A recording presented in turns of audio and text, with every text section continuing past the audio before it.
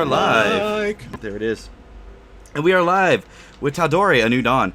I am your Dungeon Master, Brian Penaloza. With me today are 5, unfortunately not 6, storm issues for Dana. But, you know, hopefully things are okay for her. But 5 of my favorite people to play D&D with. Real quick, we're going to go around the table, the proverbial table, I guess, and do a quick character intro. Let's start it off with Riley.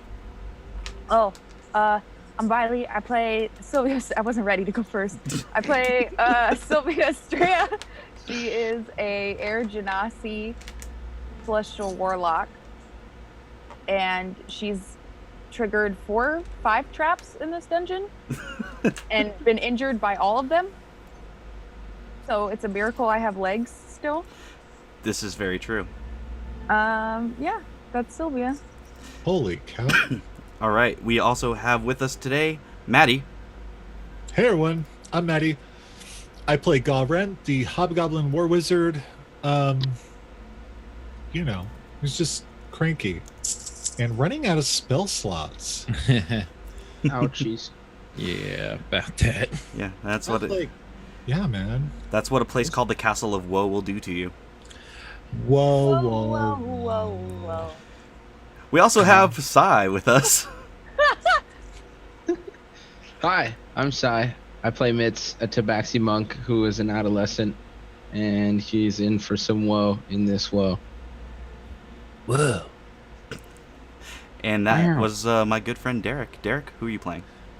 Hey, I'm Derek, and I'm playing Siegfried Castle, the human grave cleric, who might also be running a little low on the spells. Ugh. So, you know, let's all just promise not to die. And finally, we have Robert. Yo, what up? I'm Robert, and I am playing Captain Conrad Kalushaw tonight, who is somewhat low on hit points. Somewhat low. So everyone's ready to face a spider demigod. Oh, yeah. Let's do it! How do you have less hit points than me right now if I triggered like 5 traps? So, Because you healed the fuck out of yourself. Oh, okay. with that, let's jump into a quick recap of last session. Also, do you not recall when I headbutted you to give you... Oh, yeah, that's right. I technically went unconscious for my Which, healing. by the way, my new favorite part of this campaign. That was really good. Sorry. Okay, so with that, where we left off, you guys were still in the Castle of Woe. You had just opened up a doorway, but you didn't know where, and as you, for whatever reason that's beyond me, decided to go around the way on the side of the castle you had not explored yet, managed to activate a whole bunch more traps, lots of pain, lots of ouchies, but eventually made your way back to the courtyard of the castle, where you noticed that a false wall had opened. From there, you guys managed to make your way downstairs, down a winding spirally staircase where there was a door, and behind that door was a drow who seemed to be sitting there enjoying a fine beverage. Kalushaw and Reyna decided to spring a trap and try to take him by surprise, but it turns out that the trap was for you, and the drow was actually chained to that table, and as soon as Kalushaw was in the room, crossbow bolts came from all sides of the room through slots in the walls. After a fierce battle, you guys managed to pull through and continue making your way through, where another trap was activated by Mitz, of all people, who decided, I'm going right because I'm tired of everybody arguing, blah, blah, blah. And a pit opened up with an acid bath, which Sylvia unfortunately bore the brunt of. Shocking. As she was impaled on a spike at the bottom of the pit and then covered in acid. Yeah, joy. After a quick rescue, you guys finally found the cells where Abigail was being held, and after a fierce battle, one of the drow grabbed the raven-haired woman from one of the cells and attempted to negotiate a way out, but Sylvia, thinking there's no way they're letting her go, decided to reach for her, grab for her, and they slit her throat. Sylvia grabbed the body and ran, and the drow finished her off by cutting her head off and keeping it as a trophy before they were all brutally murdered. Reyna was visibly pissed at the whole situation when they heard a voice come from one of the other cells, and it turned out that was just another raven-haired half-elf who just happened to be in the same area. Abigail was safe and sound and decided to join the battle with you. You guys found a key on one of the drow leading to the web, and you guys opened the door. As soon as you opened the door, Ga-Ren pointed his wand of wonder into the center of the dark room. Oh, that's right. Oh, fuck. Oh, I shoot. forgot. Yeah. I did forget about that. I wrote it down. I Hold didn't. on. Oh, boy. Where did I... And Ga-Ren is about to tell us what happens next. Oh my god, this is so much fun. I forgot all about this. Okay, well, yeah. Please don't turn into a plant. I hope you turn into a plant. Nope, I rolled a 72. That's a fireball. So a fireball jets out to the center of the room. You see the arcane orange energy just float and kind of almost like arc into the center, and then a huge explosion happens. In the brief light of the explosion, you see webbing all over the walls, ceiling, floor. The entire room is covered in webbing, but you don't see anything or anybody. What you all do hear, however, is a voice. Welcome, essence of chaos, to my domain. You are here for Fenthris, I believe. And at the end of the voice, you hear like a skittering sound. It's very off-putting and unsettling. Yo, what up, voice? Can we have the thing and then we'll just get out of here? If you wish for Fenthris first, you must pass my trial. What are the Surviving. trial? I was getting to that, mortal. That's debatable. Cool, man. You're Haven't died yet. Come on, man. Oh, what? Sylvia's gonna step farther away from Kalashah just a little bit.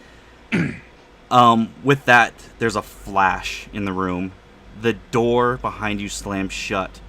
And as you turn to look at it, it's as if there was never a door there to begin with. The room around you is completely dark, and you can feel the webbing around your feet, almost as if it's encroaching on your body. And then another flash, and you're aboard Kalashah's first ship. All of you.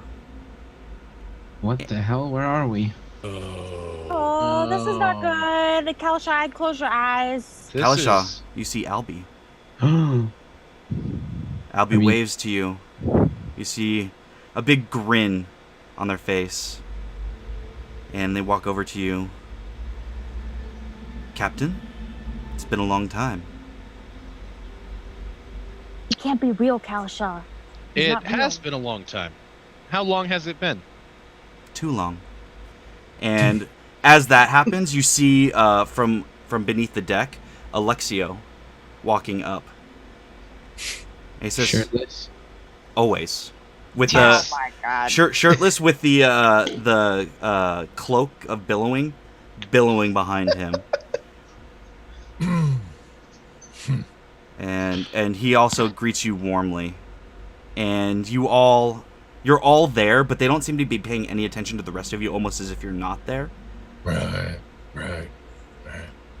And with a smile, Alexio walks up behind Albie and puts his arm around them, grabs a dagger, and slits Albie's throat in front of you.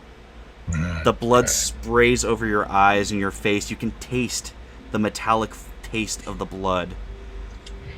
Albie drops right in front of you before a kraken tentacle peers up over the ship and smashes down over Alexio and Albie's bodies. over and over and over again, bits of bone and gore just splashing all over your body. And the only thing you hear is, "You could have saved us, Kalasha. You should have saved us. It should have been you." Before you're snapped back to reality, into the dark room. That was crazy. That seemed uncalled for. That's not A, how it happened. That's revisionist history. And B, that's not exactly how fate works now, is it? Who said anything about fate? Me, just now. Fair enough. I'm going to enjoy toying with you, Captain Conrad Kalasha.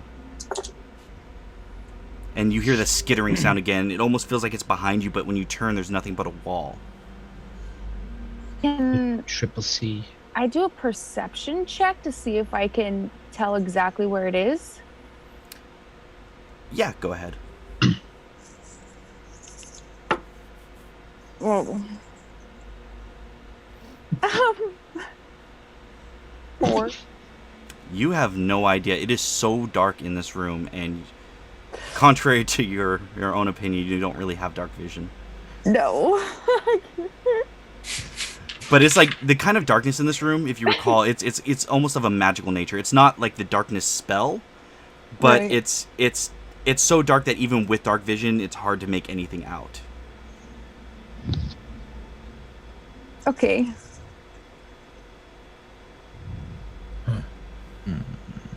You hear the voice again. Siegfried, worshipper of the Matron of Ravens. Yes. What brings you to my domain? Merely the bow? Or is there something more to you? Something you seek? A universal truth, perhaps? I wish to end an evil lich. Asarak, Yes. tell me, how did it feel to watch all of your friends die in front of you?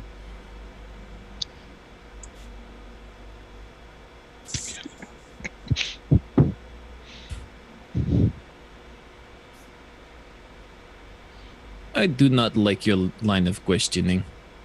No, I suppose not. Tell me this, then. Do you feel comforted knowing that they're with your Matron of Ravens now? Yes. And how would you feel were your Matron of Ravens to turn her back on you? And with that, there's a flash. Siegfried, you find yourself in the jungles. Oh no. Yes. You look around and you see not just you, but all of your friends there. And you see one other figure. You see a woman. And she wears a cloak that seems to be made of dark raven feathers. And as she turns, she wears a porcelain mask, hiding her visage or her face, except for her mouth, which you can see clearly. And as she looks at you, you can see her visibly frown, and she says, "Siegfried, I am so deeply disappointed in you." And she turns her back to you and walks away. And as she does, you hear screeching coming from the jungle around you. And breaking through the tree line, you see undead little pygmy-like creatures. And they swarm over all of your friends, hacking, cutting, slashing. Your friends try to fight back. You think about lifting your mace, but for some reason you can't. Your body won't react to your thoughts. I was about to say I want to start swinging. You do, but your body can't react. And one by one, you see your friends cut down. You can feel their warm blood on your skin as the pygmy-like creatures turn their attention to you. and they rush you. You try to raise your shield, and again your body doesn't react. As the pygmies begin slashing and cutting at you, you can feel their blades tearing at your hamstrings, cutting you down. You are on your knees, and they begin hacking at your neck and your face. And as you fall and slump to the side, the last thing you see is the matron of ravens as she walks away from you, leaving you to bleed out and die. With a flash, you're back in the web. And again, you were all there. You could all see that, but none of you could react. Holy shit. This is not a fun trick. These are neat parlor games. I'll give you that much. Yeah, I had a scarier dream. You did, child.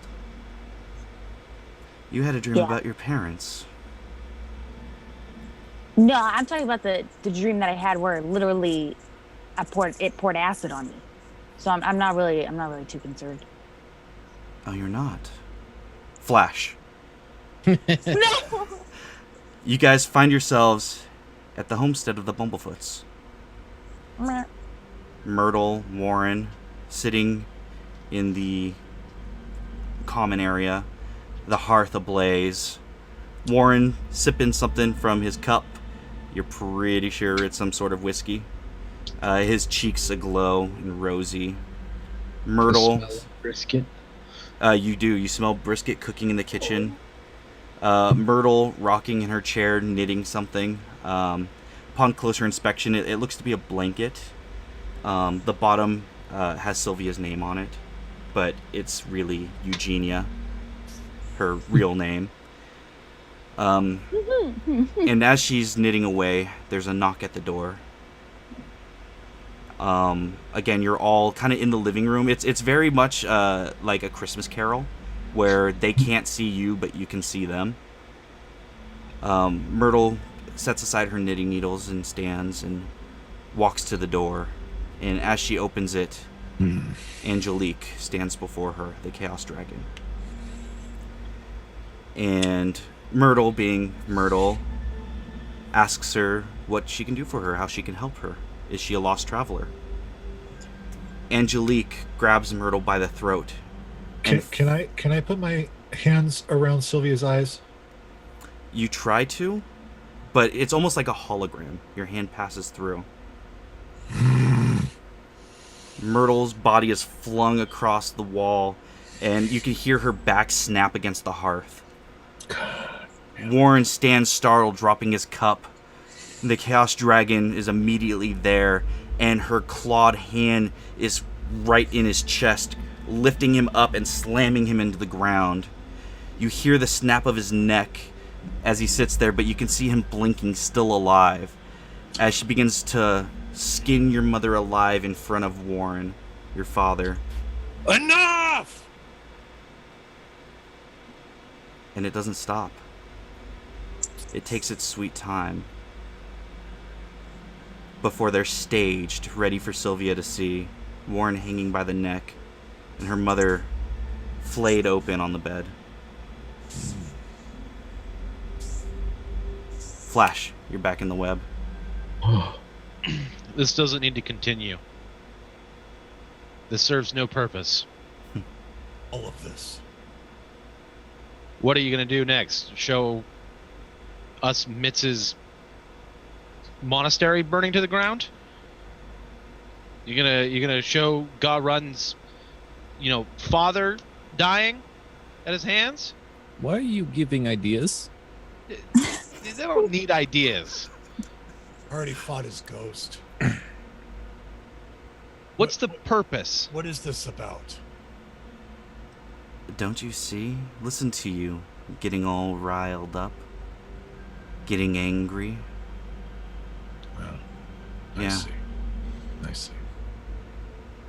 You know, I find the flesh of mortals to be far more delicious when they're all worked up. The adrenaline coursing through their veins makes the meat so much sweeter. Perspiration adds salt. Again, this dream didn't have acid. I'm gonna scoot away from Sylvia now. Sylvia, in the back of your head, Mhm. you feel kind of a tingle, and Counterspell. it's not a spell. Whoa. Damn it! Go ahead and mark off your spell slot. No! No! Brian, I only have 2. Hold on, I already used 1. You said counterspell. Well, I thought it was like Mind Spike or something. Nope. You feel a tingle in the back of your head, and you begin scratching at it unconsciously or subconsciously, and you hear a voice. Mm-hmm. Sylvia. Oh, it's my arm. Rend her head from her shoulders. I Well, will I can't- give you sight. Okay, let's do this. And you hear the skittering sound, and this time you make out a faint outline of a creature scrambling along the walls and ceilings.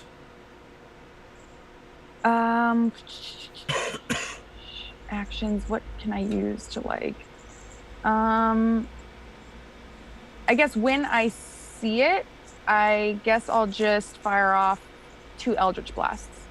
Okay, go ahead and roll to hit. It's still at disadvantage because it's considered Right. camouflaged, but you can at least see where Right. it is.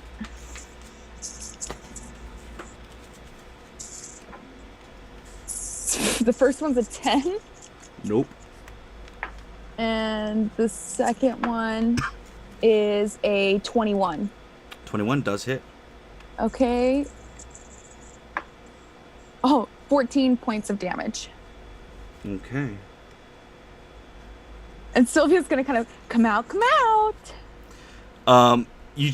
The rest of you see Sylvia just out of nowhere release 2 Eldritch Blasts. One slams into the rock ceiling, but the second seems to strike something, and you hear a voice. Well, I guess playtime is over. Everybody go ahead and roll initiative. Initiative. Initiative. Sylvia's going crazy.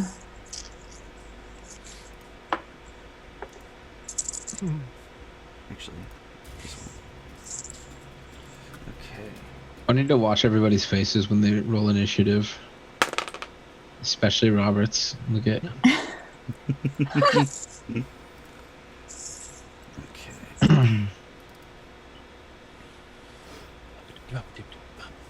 All right, I need 20 to 25.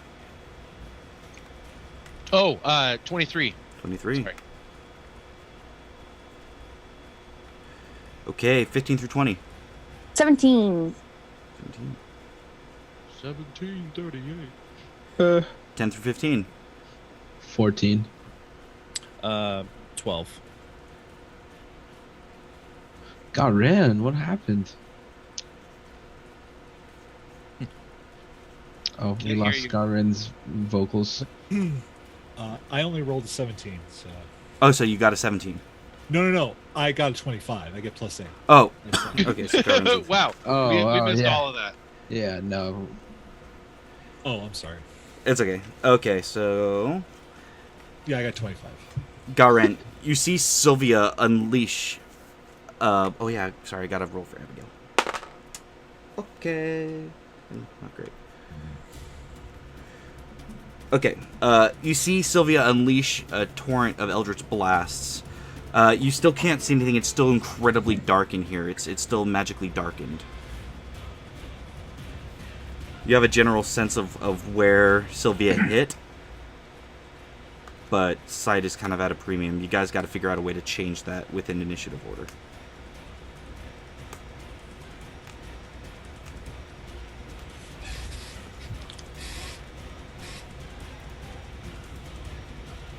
Who's up? Garen. I am. And I don't know what to do. Fuck it. I'm gonna point the wand at where it looked like Sylvia struck something, Okay. and see what happens. All right. So roll for effect first.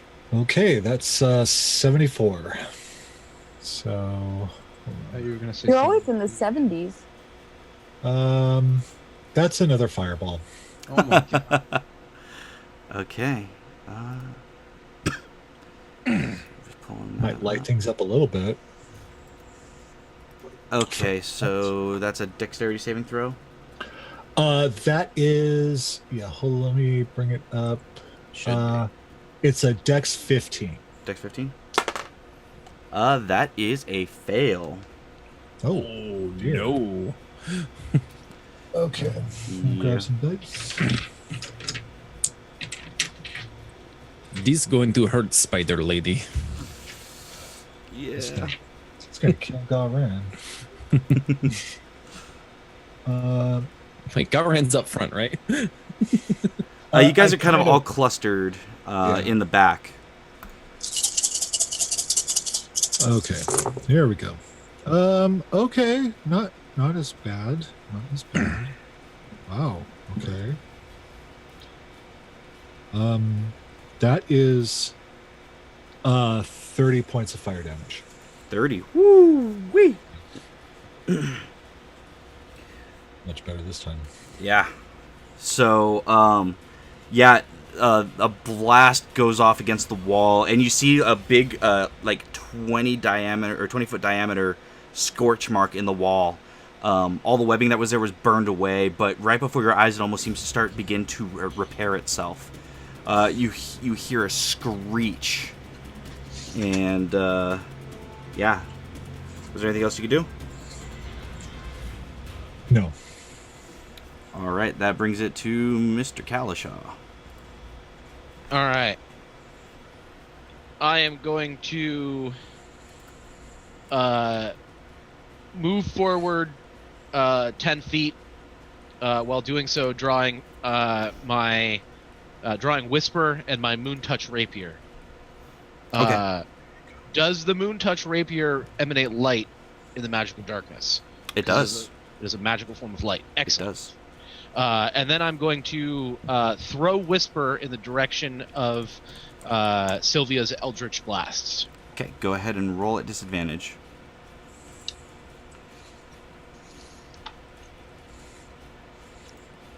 Okay. 22. 22 hits. Excellent.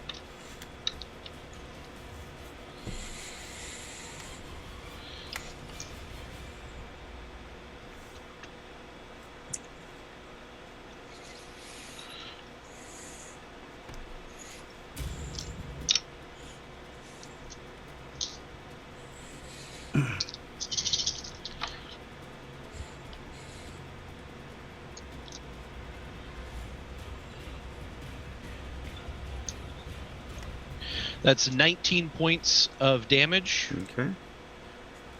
And then as my bonus action, I want to attack with the Moon Touch Rapier in my offhand.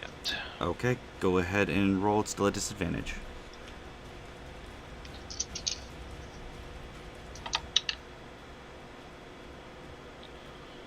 Uh, 19. 19 just hits.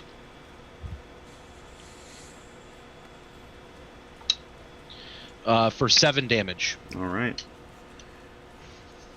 So you see Kalishaw throw Whisper, and it seems to stick into something in midair.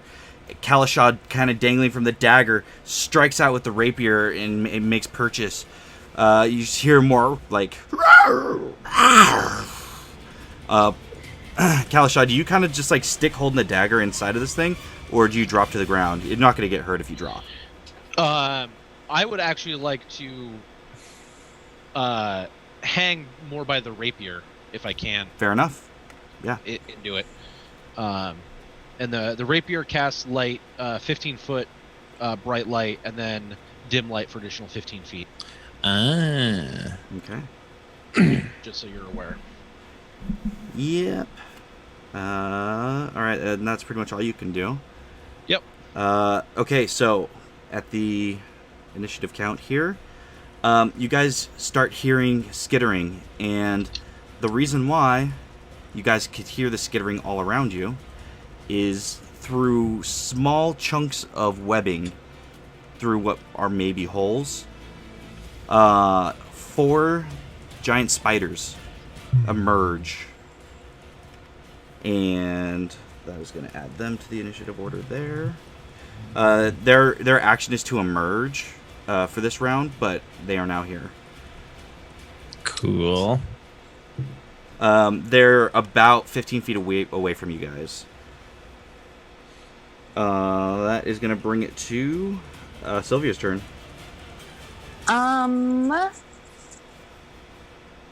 Okay, so I'm DPS, so I'm gonna get the ads. Let me hit one of those big spiders Okay. with Eldritch Blast. The first one is a natural 1, Super misses. and the second one is a 14. 14. 14 just hits Giant Spider. Thank God. Okay. For 9 points of force damage. 9 points. All right.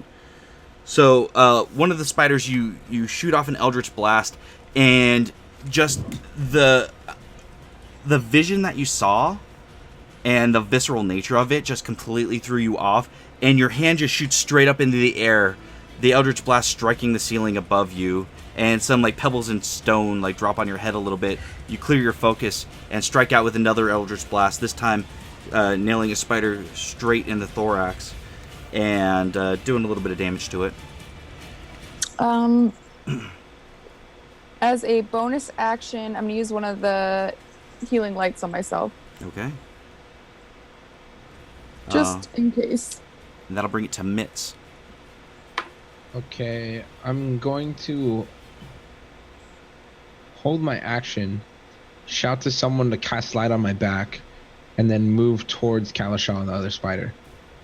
Okay, so Kalashaw is kind of dangling from like the ceiling corner, so you're gonna have to kind of like jump up to get there, or try to climb the wall to get up to him. Oh, so I can't like move through the webs? The webs are gonna stick you in place. Okay. And in fact, sorry, I should mention the webbing does make this difficult terrain, so your movement speed is halved in this chamber. Okay, never mind. That's not what I'm gonna do. I totally missed what was happening. No problem. I'm gonna launch 3 radiant sunbolts at the spider that Kalashaw's in. Okay, roll at disadvantage. 'Cause Okay. It's still invisible.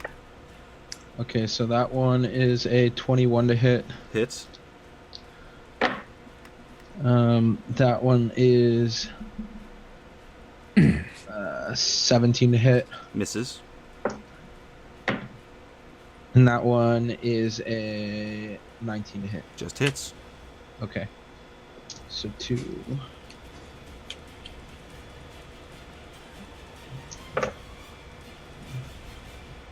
It's 10. 18. That is 32 points of radiant damage. All right. Kalashaw, you just see the invisible form of the creature that you're attached to get peppered with these sun bolts. It definitely hurt. Is there anything else you do, Mitz? I want to move more center to the room in between all the spiders. Okay, yeah, that will put you kind of like in between all the spiders. Okay, cool. Okay, so that is Mitz. Siegfried. What weapons does Abigail have? Abigail had two scimitars. two scimitars. 2 scimitars. Yeah. Shoot.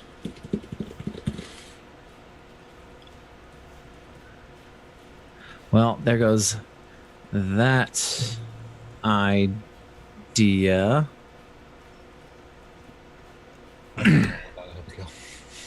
Yeah.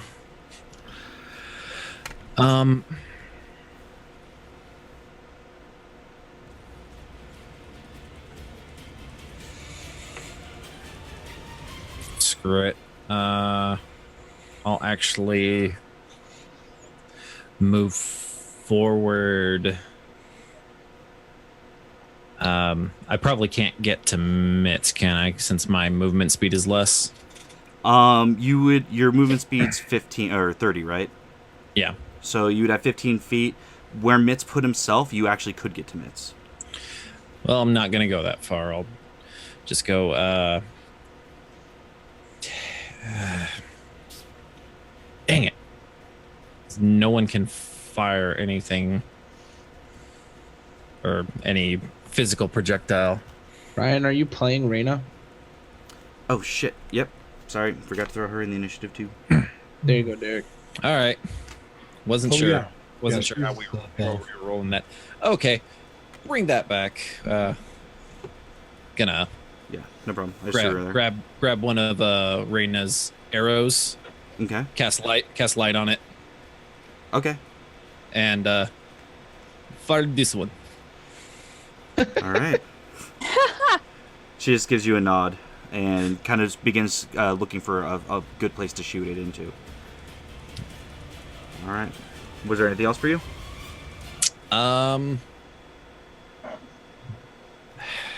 I don't like being clumped up like this, but I need to be in the rear. So I'm gonna try and just get as close to the wall as I can, I guess. Okay, so you're just backing up. You have about 10 feet to back up to. Yeah. Okay. I'll go like 5 feet back. 5 feet? Okay. Yeah. Alrighty. Now it is the Demi-Spider God's turn. Yay. Yay! The first thing she's going to do is use a longbow attack. What? And she's going to use it on Garen. Wait, is this like a quail egg kind of spider lady? You haven't seen her yet, but she's about to reveal herself. Okay. Good to know. And that is... with that is a 24 to hit. Yeah. Okay. So you are going to take... I can't shield that. Oh, God, I can't wait till I get Sentinel. 3... that is 12 points of piercing damage, along with 4 points of lightning damage. Ooh. And I 4 need you points to of- make a strength saving throw. Hold on, 4 points of lightning damage. Mm-hmm. I will use a reaction to cast Absorb Elements, Okay. and that'll give me resistance. Yeah. But it'll also give me lightning damage the next time I hit something. So that's 2. Oh, sorry, hold on. 2. Okay. Okay. And then a strength saving throw, you said? Yep. Okay. I have no idea, babe. Oh, check your backpack. That is 19. 19 does succeed. As thick thorny vines begin to wrap around your body, they start tearing into your skin and flesh, but before they can restrain you, you manage to break free. However, you do still take the damage from it, which is 14 points of piercing damage. Okay. Is that like a magical effect?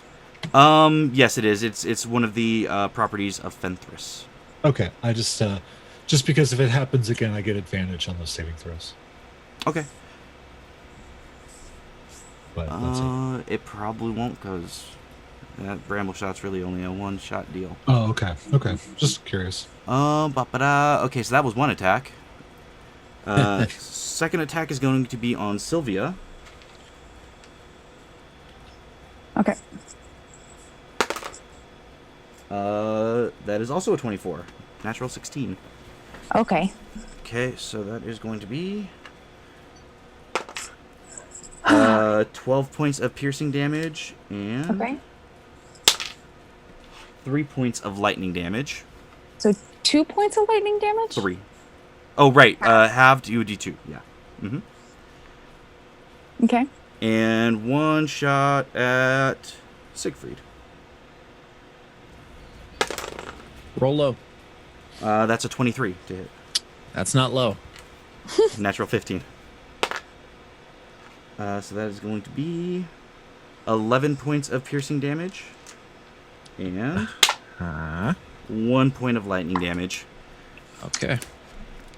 Okay, so that is true technically, Smurf, but that's just kind of how we've always done it.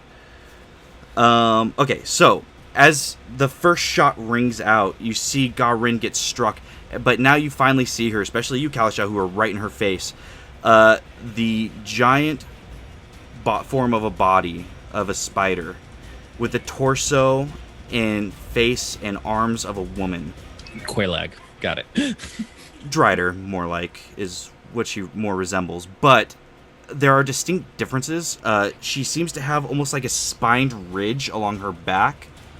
Her hair is just extremely long, but seems to move on its own accord, much like a kind of like a cat's tail would. You can see that she does wield Fenthras, as has been kind of described to you by Reyna. And she doesn't wear, she has no clothing, but her skin is dark, deep purple, almost black, with glowing runes up her chest. And that is her turn. Bringing it to Abigail, who is going to rush one of the spiders and make 2 swipes with her scimitars. And that's a natural 1. Abigail, no! And an 18. So, yeah, 18 hits. Okay, so she rushes up to the spider that was damaged already, seeing her chance. And she is going to swipe. Not bad, max damage. 10 points of damage.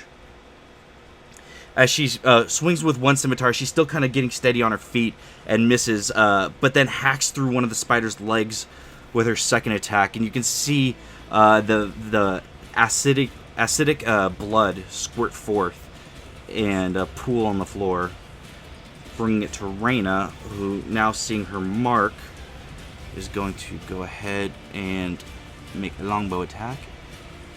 Let me just pull that up right quick. So, Yes. if she's firing with the bow that Oh, has right. You told her light- to use the light. It'll actually stick. If it hits, it'll just stick into the spider and move around with Okay, it. this doesn't have to make like a deck save for the spell, right? Because it's No, not technically born. Exactly. Okay. Yep. Perfect. Okay, so there she is. And roll to hit. Oh yeah, that's gonna hit. That's a 21. All right, so that's gonna stick in. So 1d8 plus 5. Does she get sneak attack because what's her face is You're within right. 5 feet of it? Technically, she does. Oh, good call. Because he didn't drop. So that's going to be 9 points of piercing damage, along with... Should be, I think, 46 Yep. sneak it. It is. It's going to be a nasty fucking hit. 9, so 13 plus... Ooh, I rolled nothing less than a 3. So 18 points of sneak attack damage on top of that. Whoo! Doctor. So the arrow pierces through the bicep of this creature, and the light shines through the other end where the arrow tip was, and it hurt her really badly. Bringing it back to Garen. Yeah. How close is the nearest spider? 15 feet away. Okay. I'm going to move up to it because I have that absorb element I need to use. Mhm. So I'll move up to it and I will attack it with my staff. All right, go ahead and roll to hit. And that is a 22. 22 hits. Okay. Let me see. I'm gonna. Might as well use. I'll use 2 charges. Yeah. And then the lightning. And then the regular. Okay. Were you going after the damage spider? Because there's 2 of them that were within 15 feet. No, I'd go after the one that wasn't damaged. Okay. So that is it's +4. So that's 10 points of regular damage, 10 points of force damage, and 3 points of lightning damage. So 23. All right. As you strike this spider with the staff, you can see its entire body reverberate, and you just see acid begin like pouring from its jaws and its eyes. It's still alive, but not by a whole lot. Damn. There's nothing else I can do. All right. Bringing it back to Kalasha. Okay, so this creature has light from an arrow through its bicep, correct? Yep. So it's gonna be regular attacks now. Okay. Is there anything below me, like enemy-wise? No. Okay, awesome. What I'm going to do is super extra. I love it. I'm going to pull the rapier out so I begin to fall. Mm-hmm. And as I'm about to hit the floor beneath me, I'm going to throw Whisper back up at the creature. Okay. Good. Kind of Final Fantasy 15 Like style. a fucking Kalasha yo-yo. Yep. Okay, knocked. Like it. Bamfing around. Now I really want to play Final Fantasy 15 again. 21. Yeah, that hits. Awesome.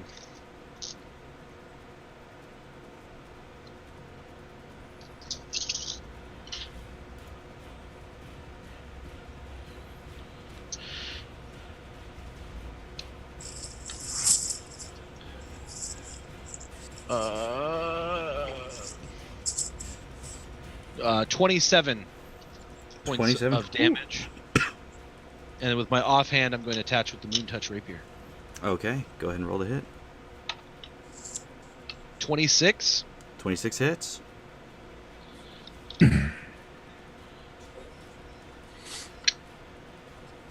For 4 points of damage. All right. She's definitely starting to show a little bit of wear. As Kalasha drops and then flings Whisper back up, catching her right in one of the glowing runes in their chest, and then stabs at her again with the rapier, damaging her further. Was there anything else you could do? Nope. All right, she is going to use one of her legendary actions to try to bite Kalasha. Ah. So that is going to be... that is a 17 to hit. That misses. Okay, she snaps at you, and you manage to just pull the dagger up, and she just bites it with her teeth, kind of cutting her mouth a little bit. I'm assuming you're hanging by the rapier again? Yeah. Yeah, okay. Yep. As she misses with the bite, I quip at her, "How dare you make light of their deaths?"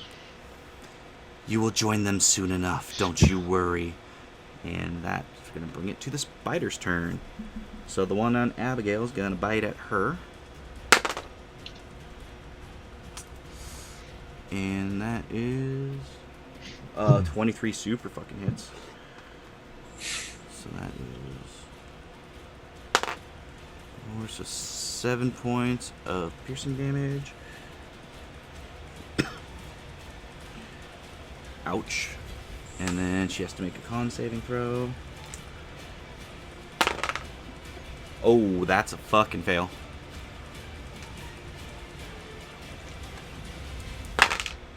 Uh, 12 points of poison damage. Alright, that fucking hurt.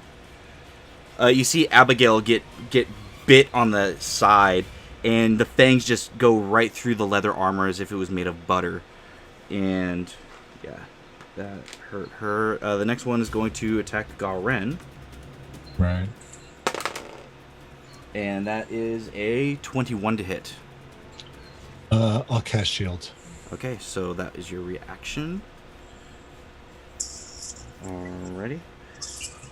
So yeah, as it goes to bite you, an arcane energy forms around you, and you manage to deflect the blow. The other 2 spiders are going to converge on Mitts. And first one's going to bite. That's a 16 to hit. I don't think hits. Misses. And the next one is much better. That one is an 18. Misses. Okay.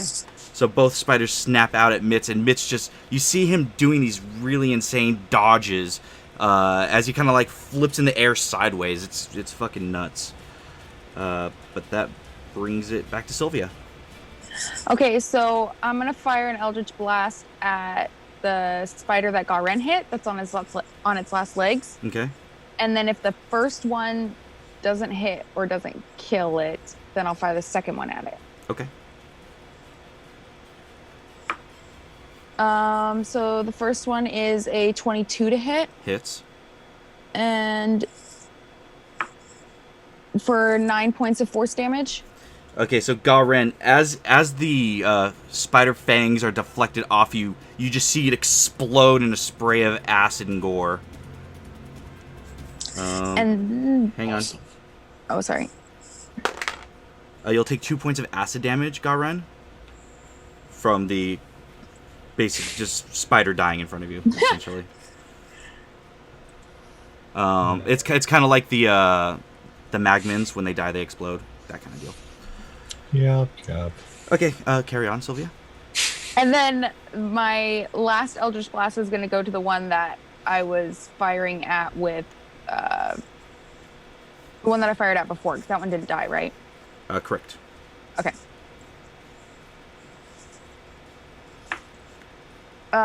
14. Just hits. 13 points of force damage. Okay. That spider, too, just explodes in a rain of gore and acid. And Abigail takes 1 point of acid damage. Sylvia's kind of like cackling as she's firing off these Eldritch Blasts. Like, she's just done. Like, just done. Just like... And then as a bonus action, I will use one of my healing lights on Garen. Okay. Oh, thank you. And sorry for splashing acid on you. You get 5 points of healing. Thank you. That's the best roll. Every time I try to roll for myself, I roll a 2. So That brings it back to Mitts. Okay, so I'm gonna attack each one of the spiders in front of me. Okay. There's nothing behind these spiders, correct? Correct. Okay. So that's a 23 and a 17 to hit. Okay. 23 and 17 both hit. Is that on the same spider or on each spider? One on each. One on each. Okay. And then so the one on my left will take that's 7 points of damage, and the one on my right will take 10 points of damage. Okay. And then as my bonus action, I'm going to cast Radiant Sunbolt at a 2nd level. They both need to make Dex saves. Okay. So the first one is a dirty 20. Okay. And the one to the right is a 22. Okay, so they both pass, but they will both still take...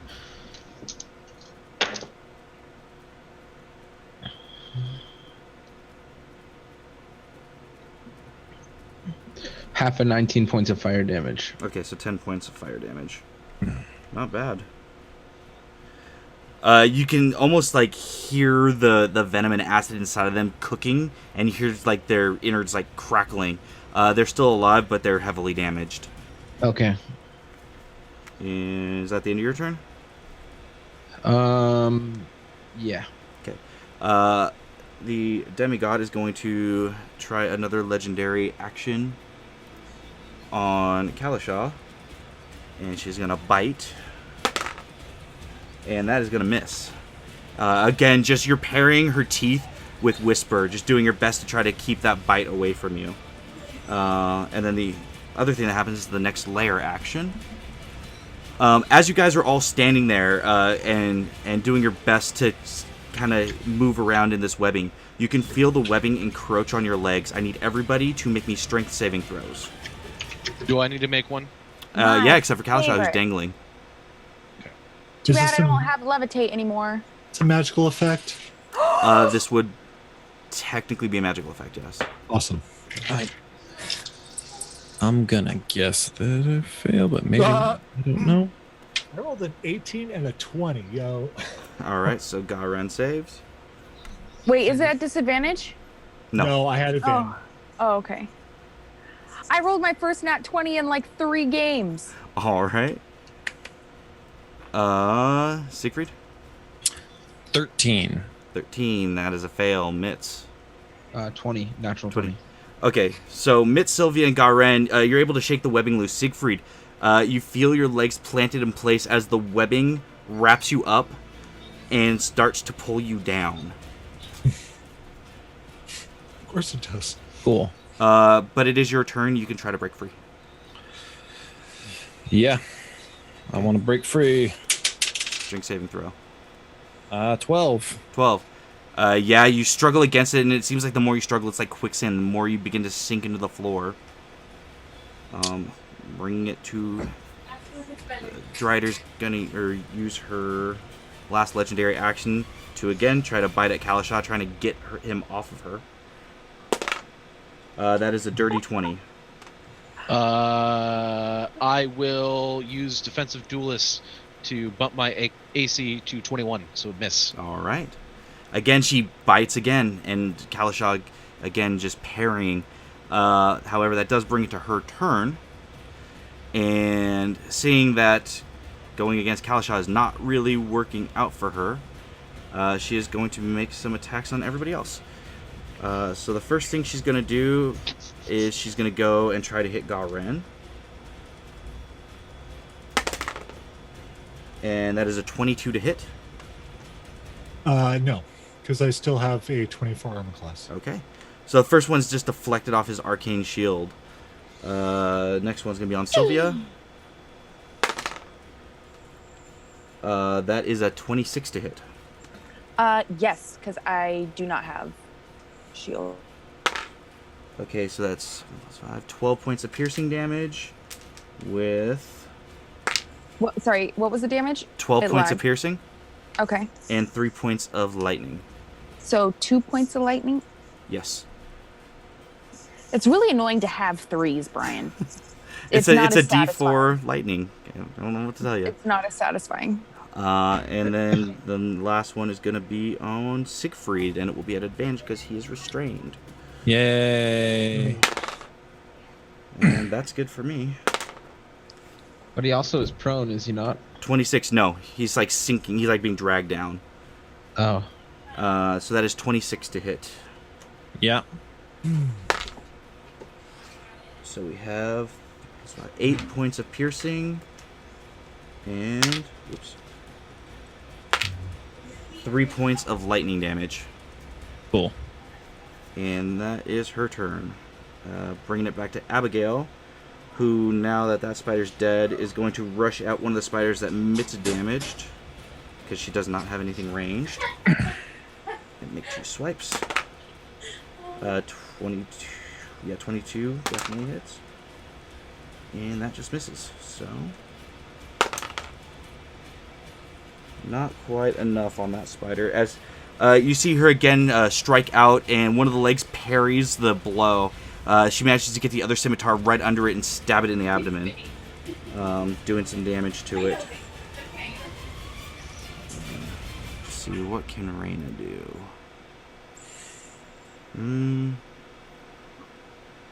Her best bet is to shoot at the one Kalashah's hanging from, because that's going to do the most damage. And that is a 19 to hit. Just hits.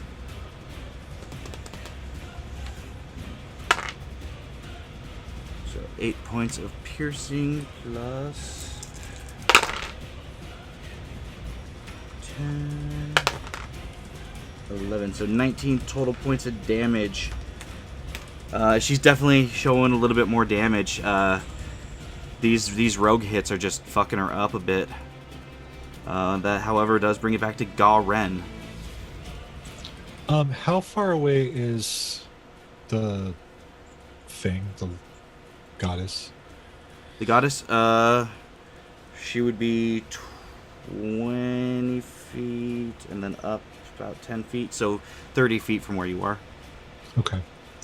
Then I'll cast Banishment. Okay. That's a Charisma 17. Charisma 17. It's worth a try. The bow. She disappears. That's it. Oh my god, I rolled a Charisma 17. It was a natural 16 plus 1. Ooh. Oh, Alright. With that, she's going to use her... Oh, wait, is that all you can do? That's all I can do. Okay. And she's going to use one of her legendary actions to make a bow attack against you, Garen. that was so close. Wait, doesn't it go to the attacker though? No, not on You saving said- throws. Save. 26 to hit. Yeah, I can't shield that. So that is 6 plus 5. Have I been rolling too low on that damage? Oh no, I've been doing it right. Okay, yeah. So 11 points of piercing damage and 3 points of lightning damage. Okay. Kalasha. I will make 2 attacks again. Okay. Uh, Are you doing the same Kalasha yo-yo trick?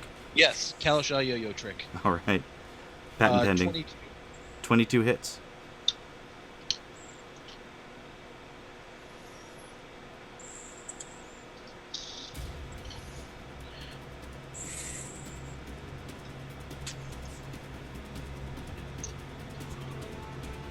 $32.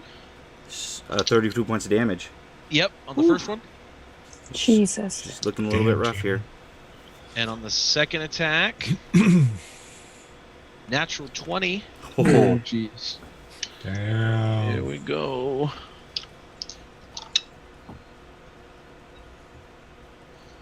For 11 points.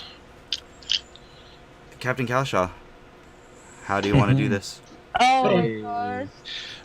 So as I come up with Whisper, I appear out of the shadows with Whisper just straight through her throat, holding it in place, and then I flourish quickly with the Moon Touch Rapier and just pierce through her ears Whew. and pull out and fall to the ground. Okay, and yeah, the body like drops dead next to you. You can feel the webbing begin to dissipate, including across you, Siegfried. The spiders in the room also begin to melt into a puddle. Ew. Can I get back away from the melty puddle? Go ahead and make a dexterity saving throw. Okay, that's dirty 20. Yeah, that succeeds. And Abigail needs to do that as well. Natural 20, yeah. So you guys both dive out of the way. Siegfried, you kind of plop out of the ground as the webbing dissipates. Okay. It's like the strangest effect you've ever felt, because you know you were standing on solid ground, however you know you were also phasing through that solid ground. Okay, I also want to stand up and then go examine those puddles of what were spiders. Okay. You can see that the puddles are starting to eat away at the stone beneath. It seems like a very highly corrosive acid of some sort. We did it. Do not get near spider. Yeah, one of those things exploded in my face. Yeah, it burns. I healed you. It was fine. Oh man, guys, I couldn't wait for her to shoot one of those arrows at me. I was gonna launch it right back in her face. It's not great, dude. It's not great. Oh, speaking of arrows, hey, lady, you want to go get your bow?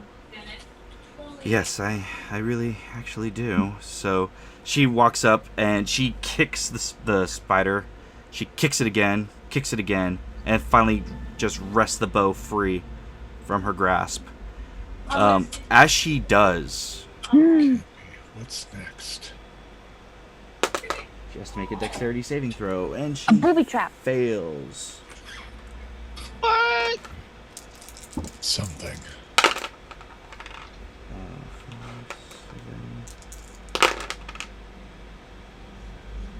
16. Okay, 20 points of fire damage as a small explosion happens right in her hands, and the bow snaps in half. Of course it does. What? And she's flung back 15 feet and hits the ground and rolls. She's looking pretty fucking rough. Abigail, what was that? I have no idea. She must have trapped it. She must have put some arcane lock to it that if somebody other than her touches it, that it just. I don't. I run and go gather the 2 pieces of the bow. Is she still? Are you? Is she still poisoned? So real quick clarification: was it Abigail or Raina that went to pick up the bow? It was Abigail. Okay. Yeah. No, it was just poison damage. It wasn't like a poison. Oh, okay. Good.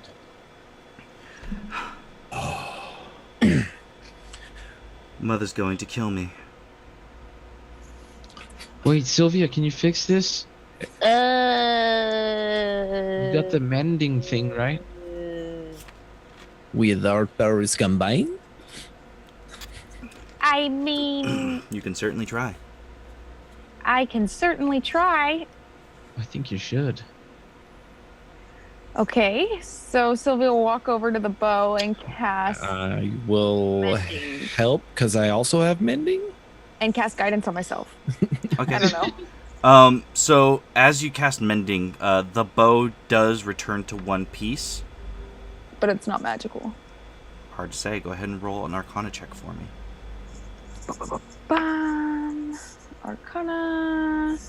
21. 21. With a 21, you do feel no magical essence to it. You know that.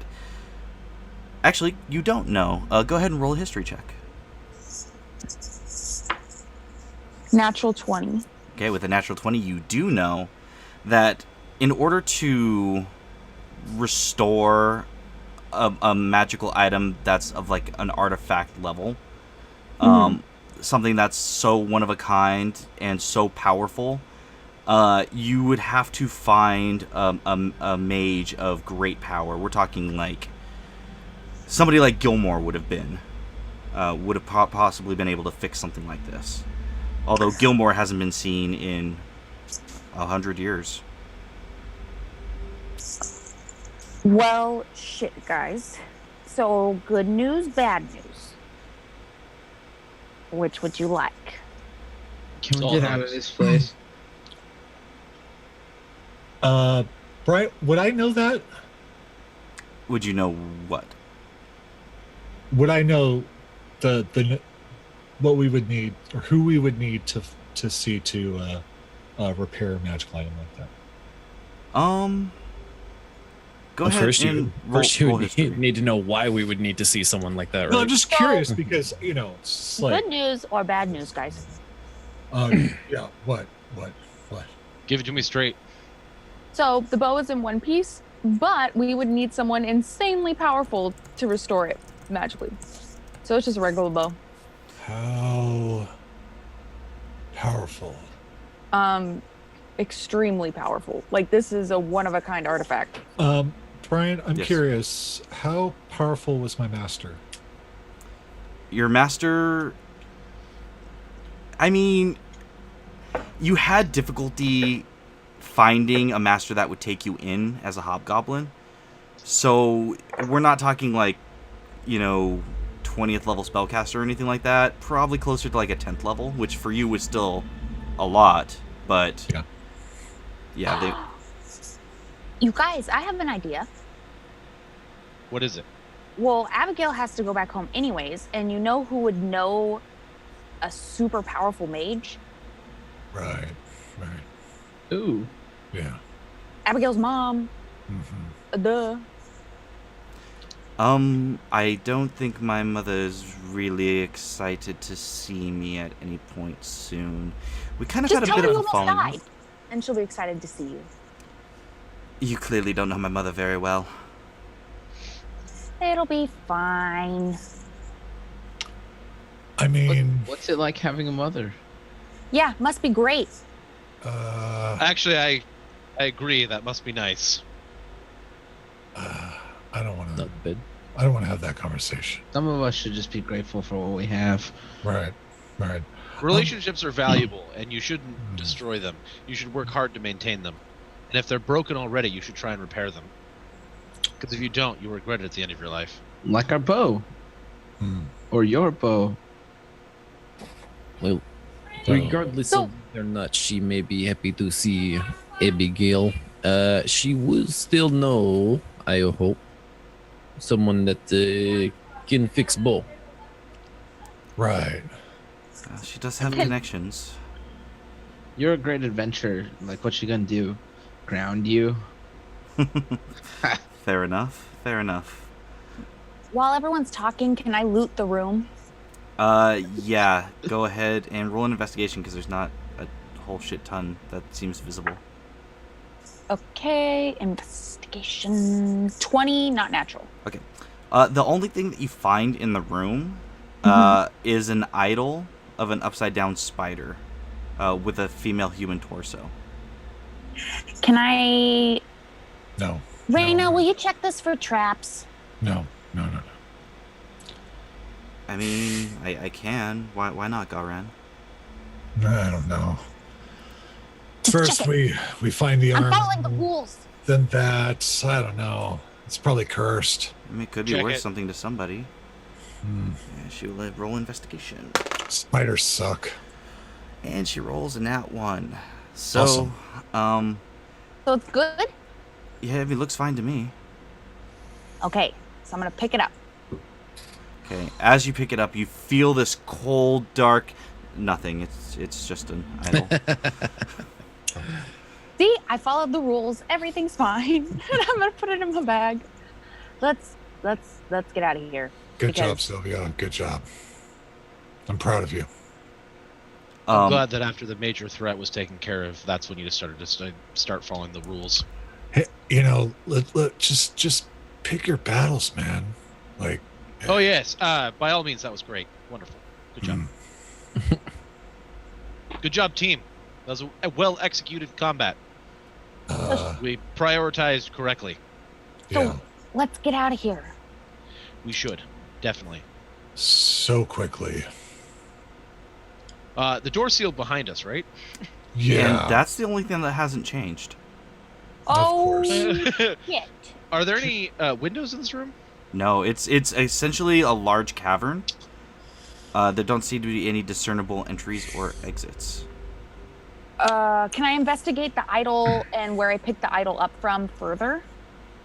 What specifically are you looking for or trying to discern? Any sort of mechanism, magic. I'll activate my Eldritch Sight. Okay. Any Oh, information. can I cast Identify on the idol? Yeah, go ahead. Okay, Are you burning a spell slot for it, or you can take the time? I'll take the time. Okay. So while you're focusing on the idol, Sylvia, go ahead and roll an investigation check. Investigation. 15. 15. Okay. With a 15, it just seemed to be kind of scattered around among some like rags and bones. Mm-hmm. It's kind of weird because you would expect it to be in an area of prominence, but it wasn't. I'd say go ahead and roll a history check.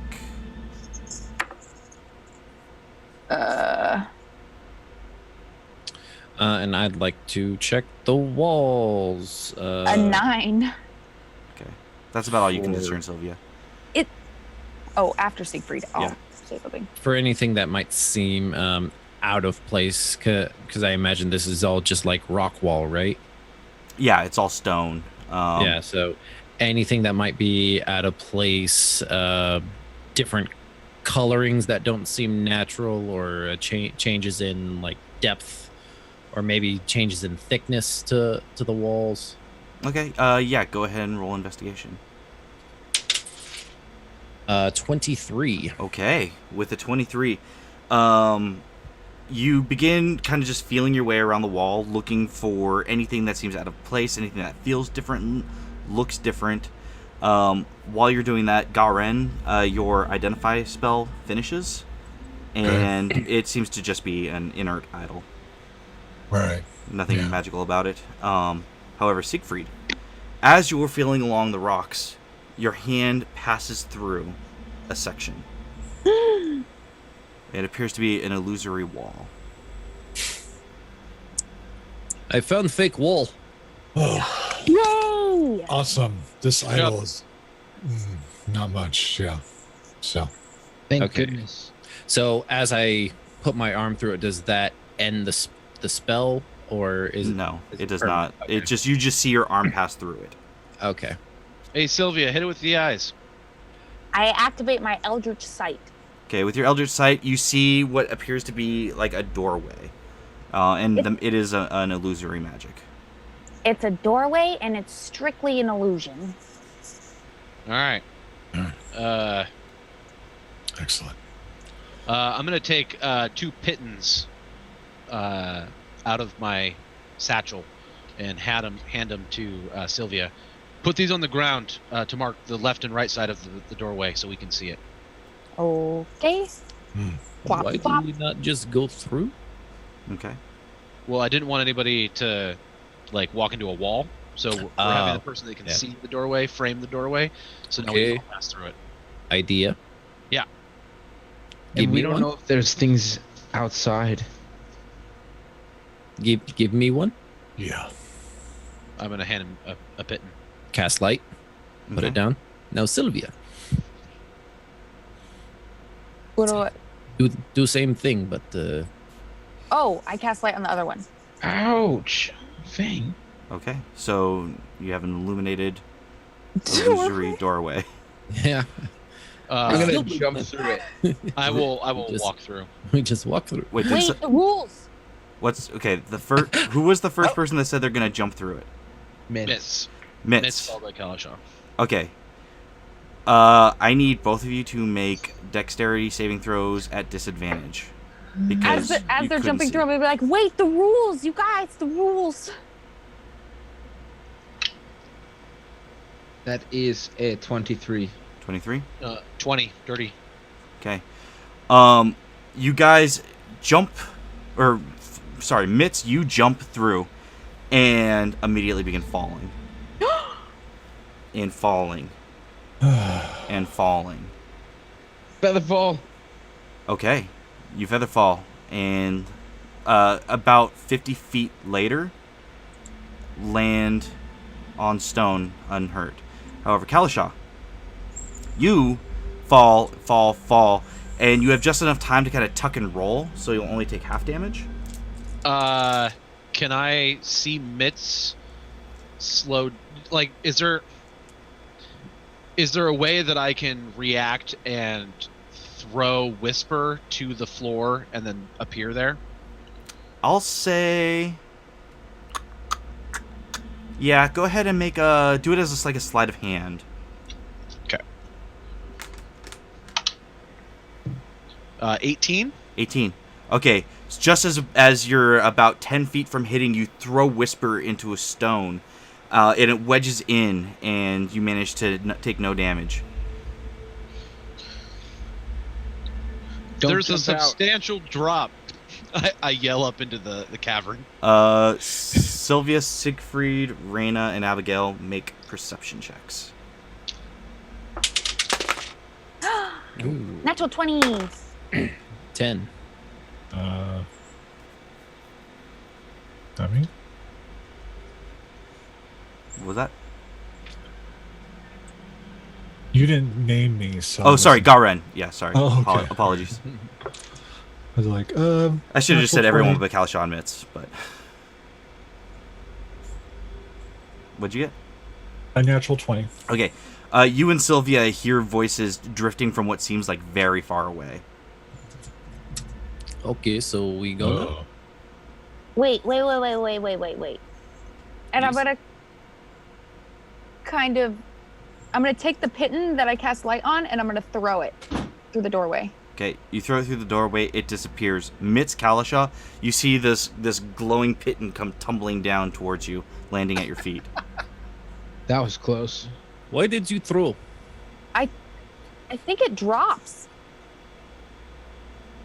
Go ahead, roll an intelligence check. Just straight Just up to intelligence. see if I could make that. You can make that connection Okay. based on not hearing it land and stuff like that. 15. 15? Yeah, with a 15 you can deduce that. I'm going. Is it narrow enough where I can like put my hands on both sides, I'd say with a wide stance, yeah, you could. and then I can like lean forward, Yeah. like put my head through? Yeah. Oh, Yeah, you see a large 50-foot drop. It almost seems carved into the earth. With the light of the piton on the ground, you can kind of see the circular, almost carved stone. Is there a pathway on the other side of it, or is it just like doorway hole? Doorway hole. Okay. Sylvie's gonna like crawl up to the edge and yell down. Is it a dead end? I would like to investigate if it's a dead end or not. Okay, now that you have some light, go ahead and roll perception. You're welcome. 24. 24. At first glance, it appears to be, and then you notice that there's about a 1.5 to 2 feet tall gap in the stone at the base of it, and you figure you might be able to squeeze through there, but you're not sure where it might lead. Mitz, you're small. Take the light and crawl in there real quick. Okay. And I'm gonna yell back up. We're investigating. Give us a second. Okay. Don't come down yet. So you crawl through, Mitz? Yeah. Okay, so you crawl into the hole, and the immediate thing that hits you is just you're covered in spider webs. Wow. And as you crawl through, you make it to the other side, and it seems to be a much more open area, and there are 4 different pathways. That's about all you can make out from where you're at, unless you push forward. I'm just gonna go back to Kalasha. Okay. You see Mitz come back, and there's just spider webs just clinging and sticking to his fur. Well, there's 4 different pathways, so I think this is definitely not the way we came in. Okay. What did you find? There's a very small cavern that splits into 4 different directions. It looks like a lot of spiders have been in there. Judging by- Shocking. Yeah. Great deduction.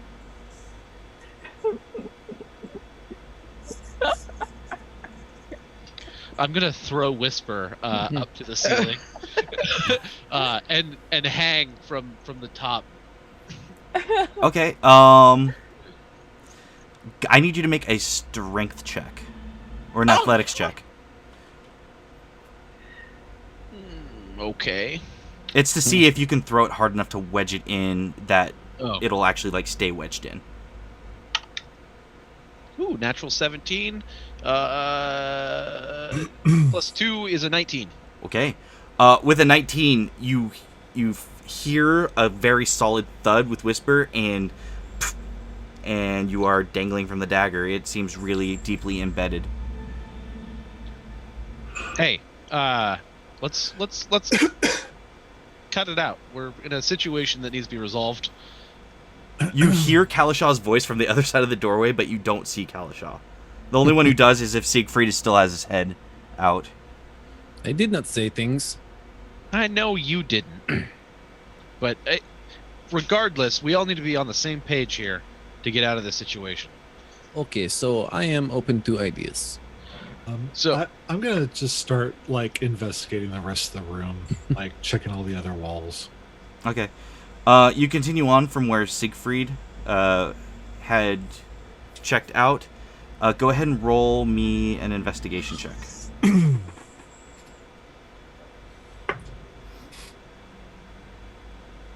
Natural 20. Okay. With a natural 20, you don't find anything else out of place. It seems pretty certain to you that that is the only way out. Awesome. Um, Yeah. All right. We got to crawl down that hole. Can I propose an idea? Yes. So the room that we're in now, the only way in was with that magical key, and we have that magical key. So I don't think anyone else can really get in here. So maybe we should rest now. Meets That's not not- at the bottom of hole. That We Yeah. can get him up. That's easy. Good. It's just only what, like 60 feet up? 50 maybe? What, he can't climb up? Yeah, I'll just. Who's He's a got cat. some, we got some rope. We'll just send some rope down. He can climb up. We'll swing over. We'll go 30 back. feet of rope. I actually can just climb. It's no big deal. Yeah, he can climb. I guess it's getting down that's the issue for cats, right? Yeah. No, we pretty much always land on our feet. That's fair. All right. Yeah, resting would be a great idea. Okay. I worry about resting in a place where this is this, but I guess we don't have a better option. We don't really This is our only chance, our safest bet Yeah. of rest. Okay. I mean, I hate the idea. I want out of this place yesterday, but We I should. mean, if we run into anything else, I mean, I got nothing, man. And I'm hurt. Yeah. All right. I am going to then I would like to make an acrobatics check to fling myself at the head of Siegfried to get back in the room. You're the only thing I can see where the doorway is. Are you so- attempting to dislodge Whisper when you do that, or are you just trying to swing from Whisper? I'm going to try and dislodge Whisper. Okay, roll an acrobatics at disadvantage.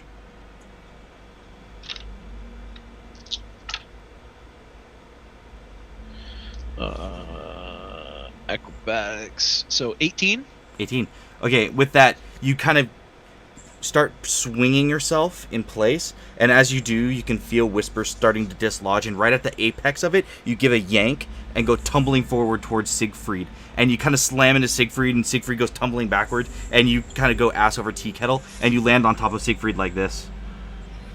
I will kiss his forehead and apologize. Of course you will. And then I'll stand up, and then I'll help him to his feet. Okay, Mitch, you're hurt. climbing up. Mitz? Oh,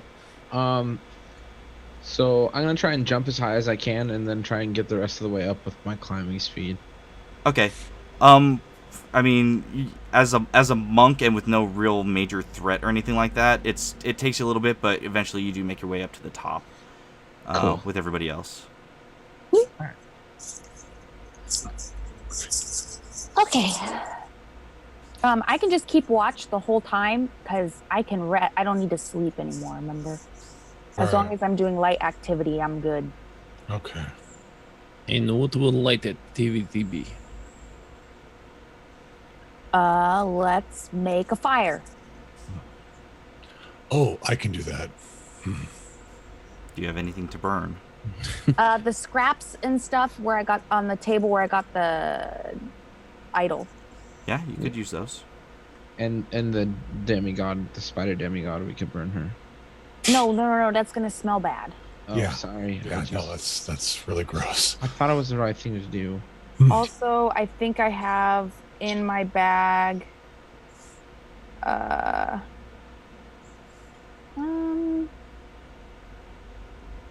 Nope, nothing to burn actually. So the rags, are enough to like get a fire started. Oh, my second blanket, the one that's not from Raina's house. Okay, so you have enough to have a fire for a very, very short amount of time. You don't really have any wood.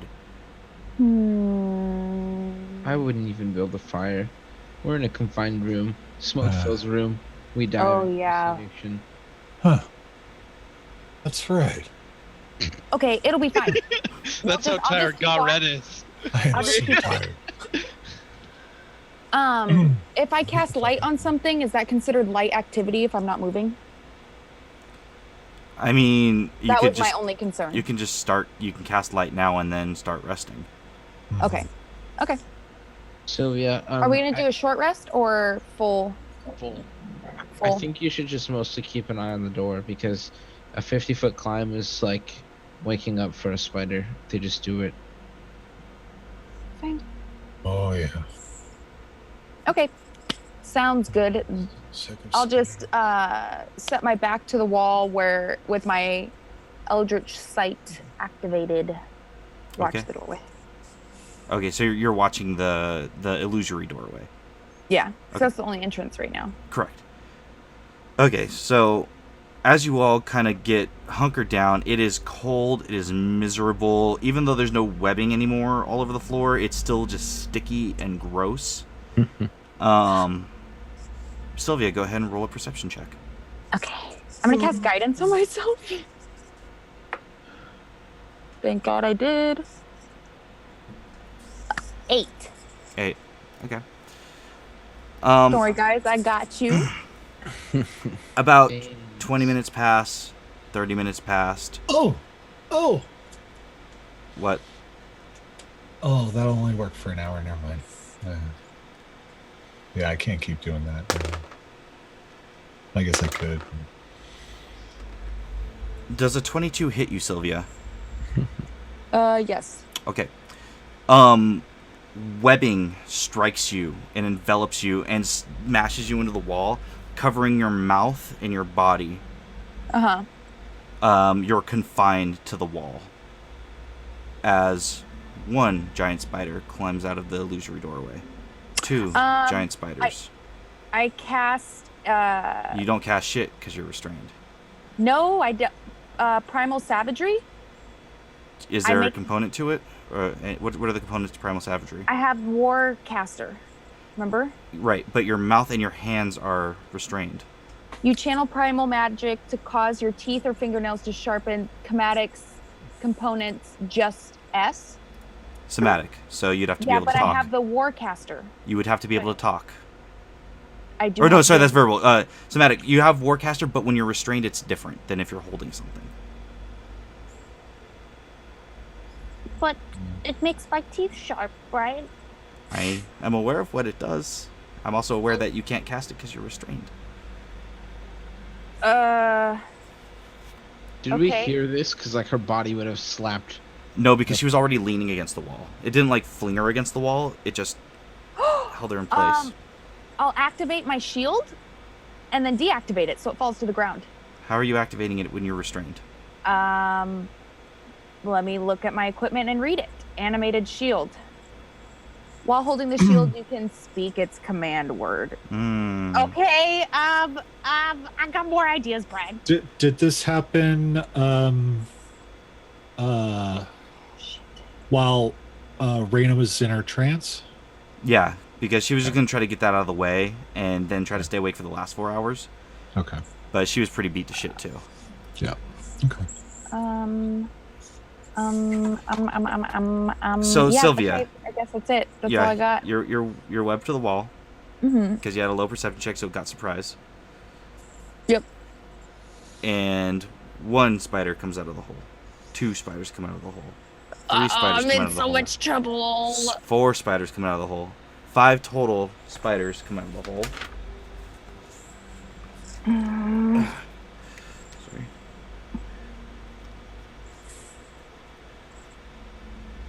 Apologies, I should have this. Okay. And the first one is going to try to do a surprise bite on Garen.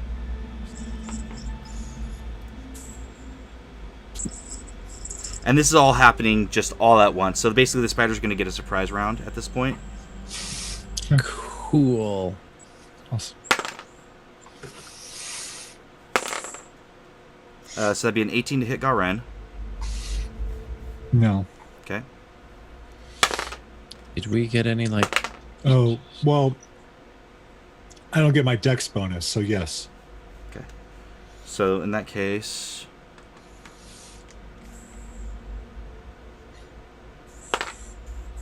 that is 6 points of piercing damage, and make a con saving throw. Okay.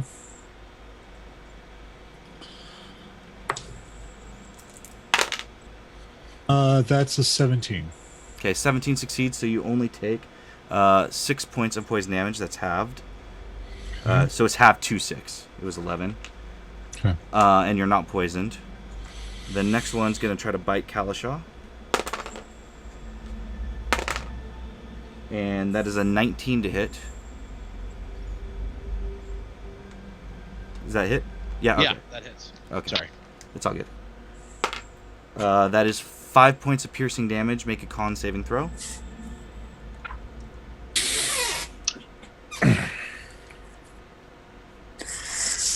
Okay, that saves, so you only take, out of 8 points, you take 4 points of poison damage. Okay, so against Siegfried. 16 to hit, which I don't think does. No. So the spider tries to bite into you, and its fangs hit your armor and glance off, waking you up. One's going to go on Mitts. That's a good first roll. 23 to hit Mitts. Yeah, that hits. Okay. So that is 10 points of piercing damage. Go ahead and make a con saving throw. Oh, jeez.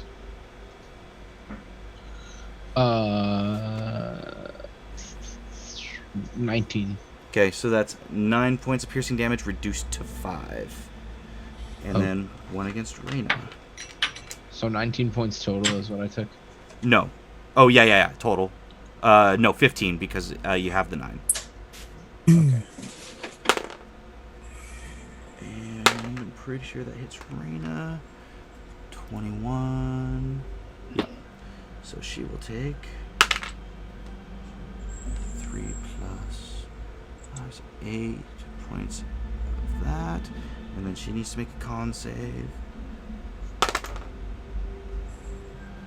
Oh my god, even with her -2, she just makes it at 11. Oh, no way. Yeah, way.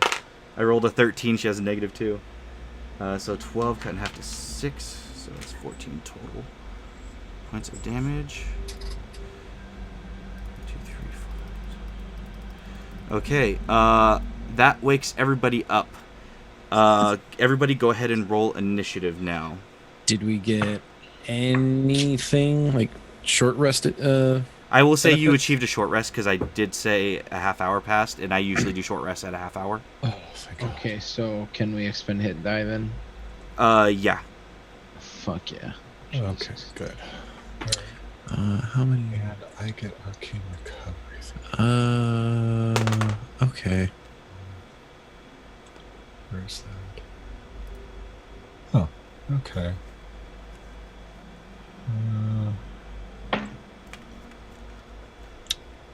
I'll take 2 twos. Now you guys doing that, I will switch it to music. 2 twos, and then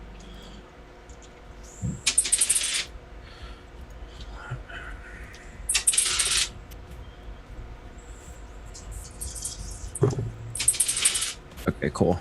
I rolled really high on my hit die. Yeah, me too. Sweet. So I'm all the way back up. Math. And then everybody, when you're done with your hit die, go ahead and roll initiative.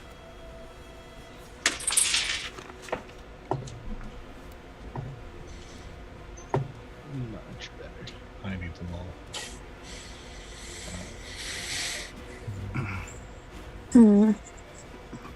And then who got 20 and up? Oh, hold on. Okay. 21. What do I have?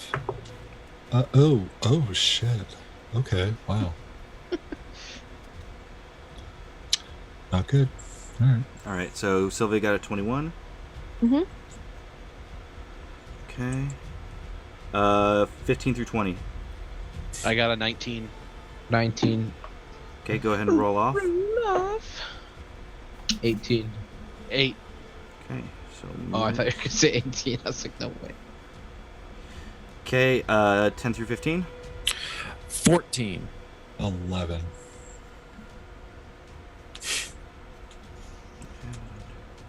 All right, Sylvia, you're first up. You are restrained by the webbing. You can go ahead and make a strength check. Can I cast guidance on my strength check? No, because you have to be able to not be restrained to cast That's- anything. Fuck, dude. Okay, it's fine. Natural 1. You remain restrained. Bringing it back to the spider's turn. Oh yeah, Reyna got a nat 1 as well. Fucking... oh, sorry.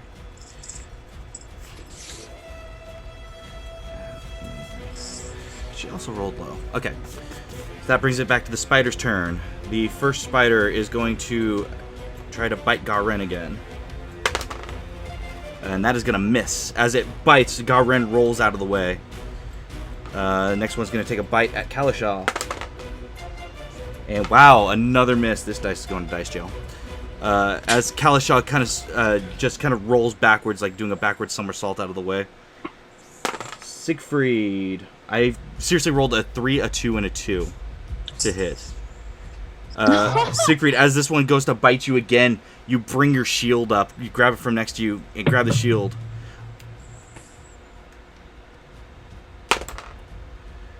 And no matter what I roll, even at advantage, I'm still getting 2s and 3s, you guys. This is unfucking real. You know what? I'm grabbing a new D20.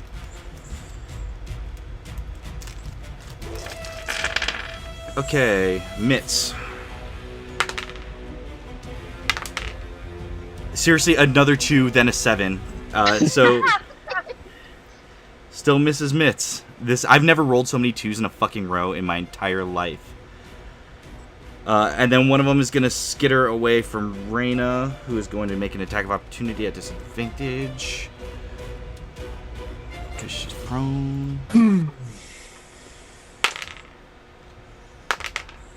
Well, for once, the 2 worked in my favor. There you go. And it's going to skitter over to Sylvia, who's easy prey because she's restrained.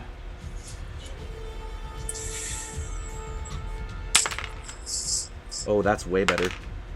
Natural 20. Yeah, on the person that's not moving.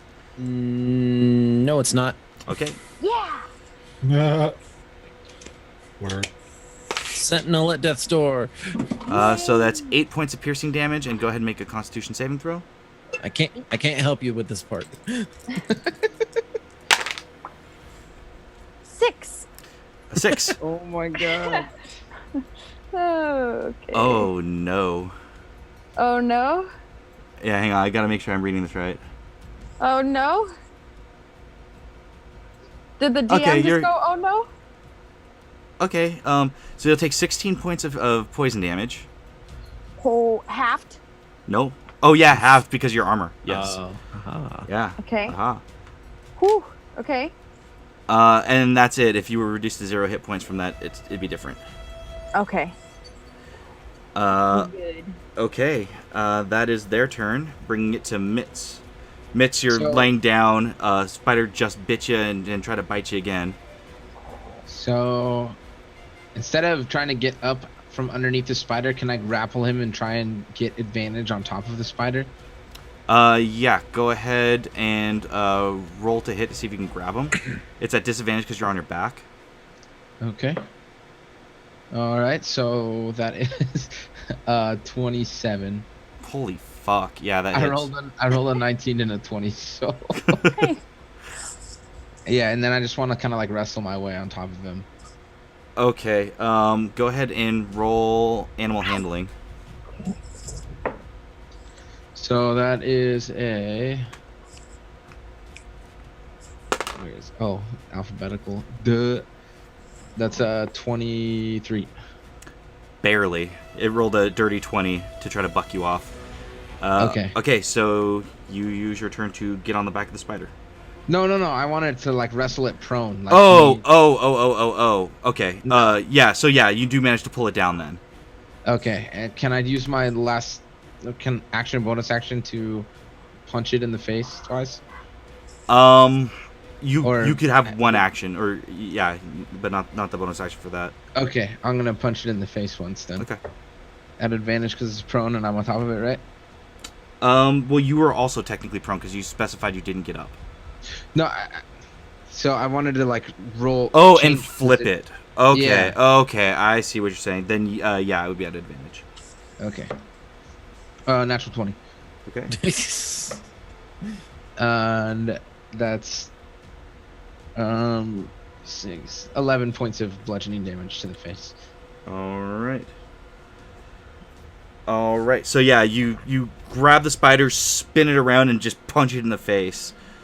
Bringing it to Kalishaw. Where's the nearest one to me? Hovering right over you. Oh, okay. Well, I suppose that makes sense. I will draw Whisper, and then draw a second dagger and attack. Okay. Just from my back. All right. Go ahead. Roll a disadvantage because you're on your back.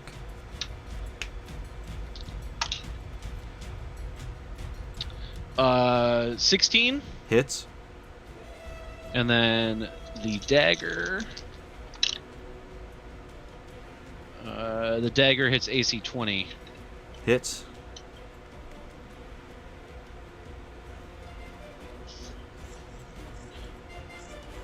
Holy shit.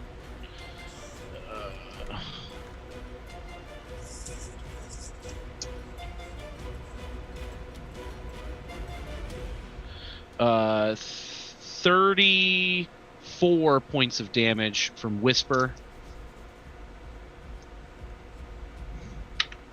And additional 4 from the dagger. All right. So the spider over you reaches down to bite you again, and you slash across its face and then stab down with the second dagger, and it falls limp next to you. And was that all you can do? And then I will shout, "There are spiders in here!" Okay. Thank Bringing you, it. Captain Obvious.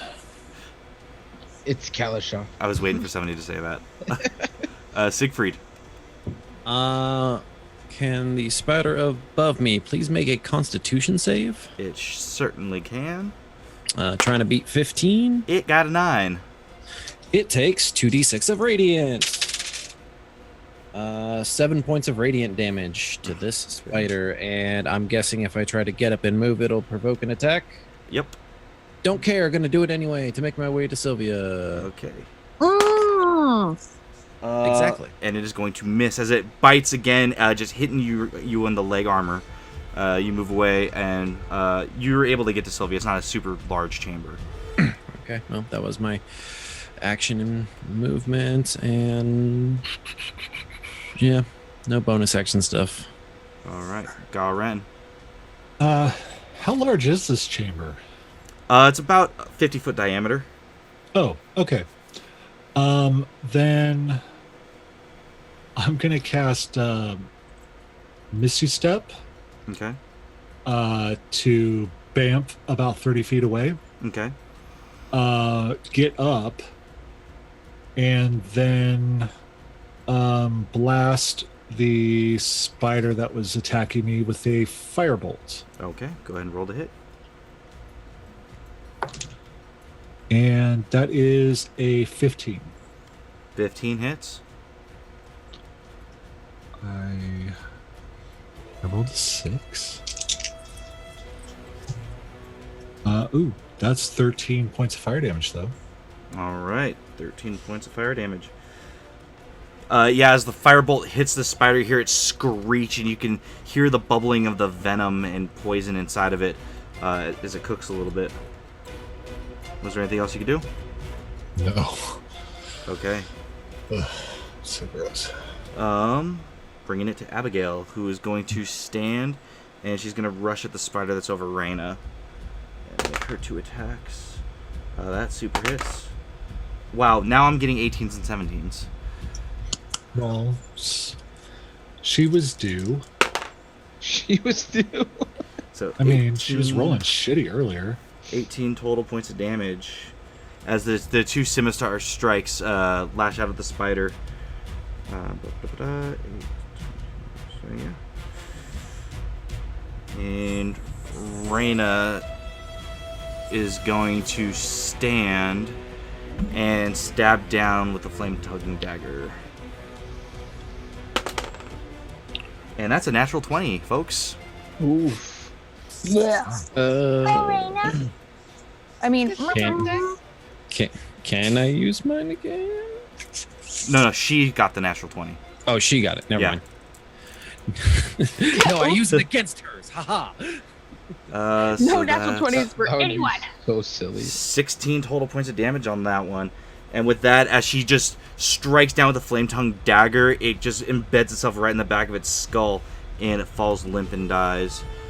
Bringing it back to Sylvia. Go ahead and roll a strength check. Natural 1. Oh my god. You just see Sylvia just struggling and just having a difficult time, and she can't quite get free. So that means the spider that was on her is Didn't I going... roll 1 last time? Didn't I roll a 1 last time? What the fuck? I don't know why you can't roll checks or saving throws, but like they're a weakness. My weakness. Thank God for advantage. That is 23 to hit. So that is 6 points of piercing damage, and go ahead and roll me a Constitution saving throw. Who? Sylvia, sorry. Oh. Yeah. Constitution saving throw 18. Okay. So you'll take the 6 points of piercing damage, and Okay. 5 reduced to 3, reduced to 2 points of poison damage for succeeding. Haha. Okay. Wait a second. I just want to check something really fast before. Oh wait, my turn's already over, huh? Yeah. Forget it. Never mind. The spider that was on Siegfried is going to rush after him, but seeing the much easier prey that's pinned to the wall, is going Oh, to joy. attack Sylvia.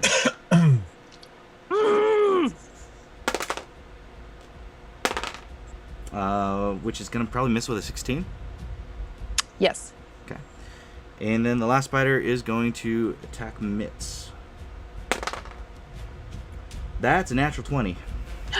Or is it? Okay. Where is it? Wait, no, the one that's underneath me? Yes. So that was actually a disadvantage. So that is Ah. a 16. Haha. Misses. So that is a spider's turn, as they can't seem to gain any purchase on you guys. Mitz, you have one in your clutches. I'm unleashing. Okay. Okay, so that is a 21, Hits. 18, Hits. and a 17. Hits.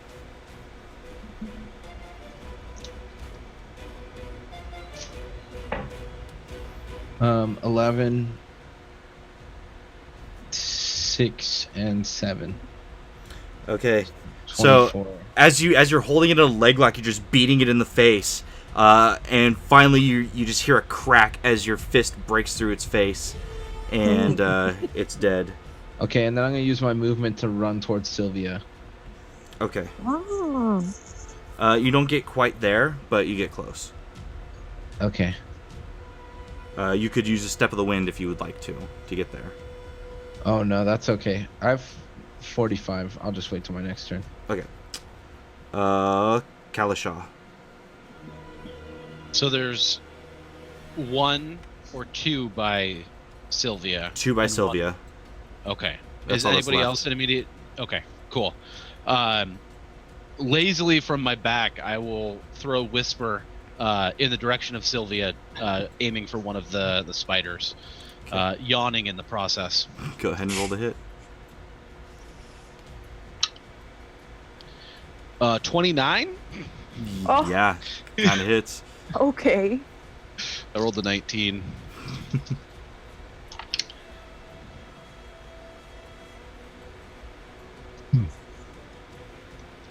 33 points of damage for Whisper. Yeah, that first one is just melted as the dagger goes almost like all the way through it into the stone beneath it. Did you bamf over there? Yeah, Okay. I bamfed over there. All right, so yeah, you're there. Siegfried's there. Sylvia's there, and there's one more spider there. I will move to the other one and use my bonus action to attack it. Okay. 9. 9 to hit. Yeah. Yeah. So this time you try to pierce it, and it skitters out of the way. Of course. Bring it back to Siegfried. I would like to help Sylvia get out of this, sir. Yay! Okay. Go ahead and make a strength check. Strength check. 15. 15. You tear the webbing away, and you manage to free Sylvia. You guys, there's spiders here.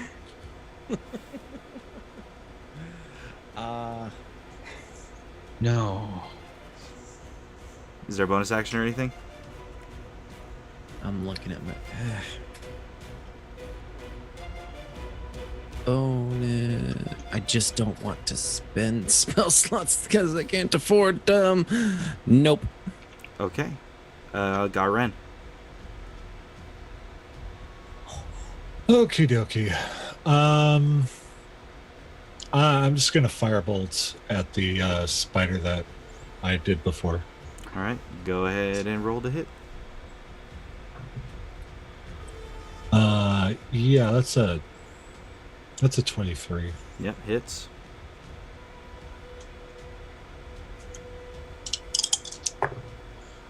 And wow, that's 15 points of fire damage. And it's just enough.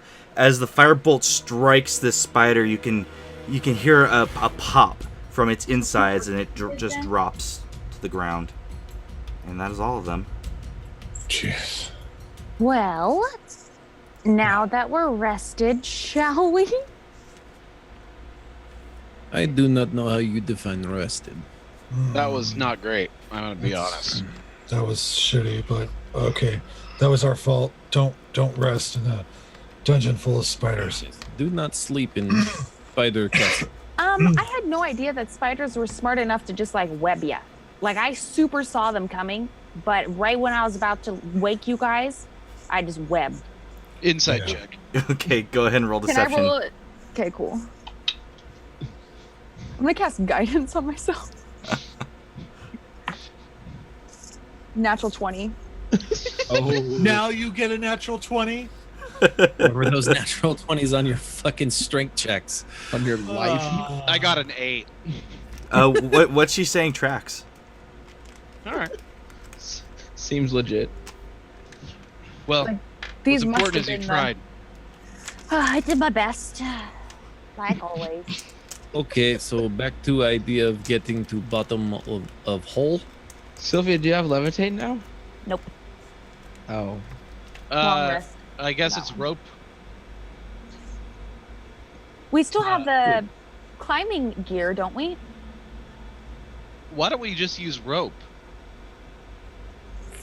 Fine. Rope is climbing gear. That's also true. It's all. Okay, Kalisha, you should hold the end of the rope because you can just use whisper to go down. Yes, Mitz and I will anchor the rope for the rest of you to go down. That makes the most sense to me. Mitch kind of flexes. Siegfried should go first, as he is the heaviest. We can use the other armor, buddy. We can use everybody else's help to anchor him. Okay. Truly. Okay, so who has rope? I do not. I have rope. Here it is. Okay, so I have rope. Here it is. Mitz hands Kalisha the rope. Yep. And you drop it down into the hole. And Siegfried, as you begin working your way down, go ahead and roll an athletics check.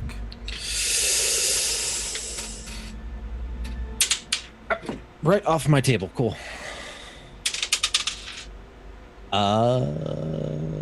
15. Okay. With a 15, you manage to easily kind of rappel your way down to the bottom.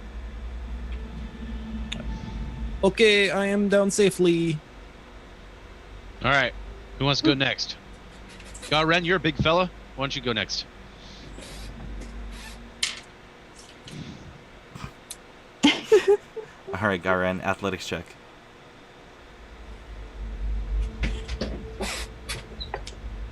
Okay. 14. Okay, with a 14, you also manage to get down safely with no issues. Raina pipes up. I think I should probably go down just in case there's anything weird, any traps or anything. Sounds good. Yeah. And that is a 14, so she also manages to make her way down. Abigail? Yeah, I think I'd like to stick with Raina if that's all right. And that's a 6. Ooh. As she begins climbing down, she loses her grip, and she's gonna make a dex saving throw to see if she cleaned anything. Can I try to catch her? She's already like. Oh. Oh, you mean yeah? Because you're at the bottom. Yeah. You know what? I'll say go ahead and make. It's gonna be a strength check. Sure. Why not? Nat 20. It rolled behind my glass. Okay. Pull it away to see a nat 20. Wow, that was pretty much what you needed to be able to pull this off. I'm gonna take a photo of that right now. So as she's falling, Siegfried positions himself and just catches her in his arms. Neither of you take any damage because it was a fucking nat 20. Woo. And she looks at you. My hero. You're kind of glistening in this dark cavern. Abigail and Siegfried sitting in a tree. I set her down. K-I-S-S-I-N-G. Oh, come on. Sylvia, you didn't see any of that. Okay. That didn't. Then what I just sang is just nothing. That was not real. It was an illusion. Yeah, It was illusory Sylvia's door favorite. like blocks sight into there. Sylvia? Okay, my turn, and I climb down, Oh, here we go. and I cast guidance on myself because I'm scared. And oh wow, is athletics? Yeah. This is the best athletics I'll ever get in my life because I have a +0. So that's 21. Yeah, with the 21, you rappel down. No problem. I rolled a 17 and a 4. Nice. Oof. All right. Leaving Mitz and Kalisha. After you. I just kind of do my thing and climb down, yeah. All right. Athletics, please. 17. Yeah, 17, no problem. Oh, wait, no. That's a dirty 20. Doesn't matter. Okay. I will walk towards the doorway, look through, and see the bottom, and then throw a whisper and poof to where it lands. All right. And just like exactly like that, with a poof, like Kalisha appears before you guys, crouched, holding Whisper. Oh, I didn't expect you to be there. It happens. All right, so there's a little small hole here. Goes 4 ways. Right, Mitz? Well, it kind of like opens up into a bigger room, and then there's 4 other ways to go. Okay. All right. Looking at it, is everyone going to be able to fit into this?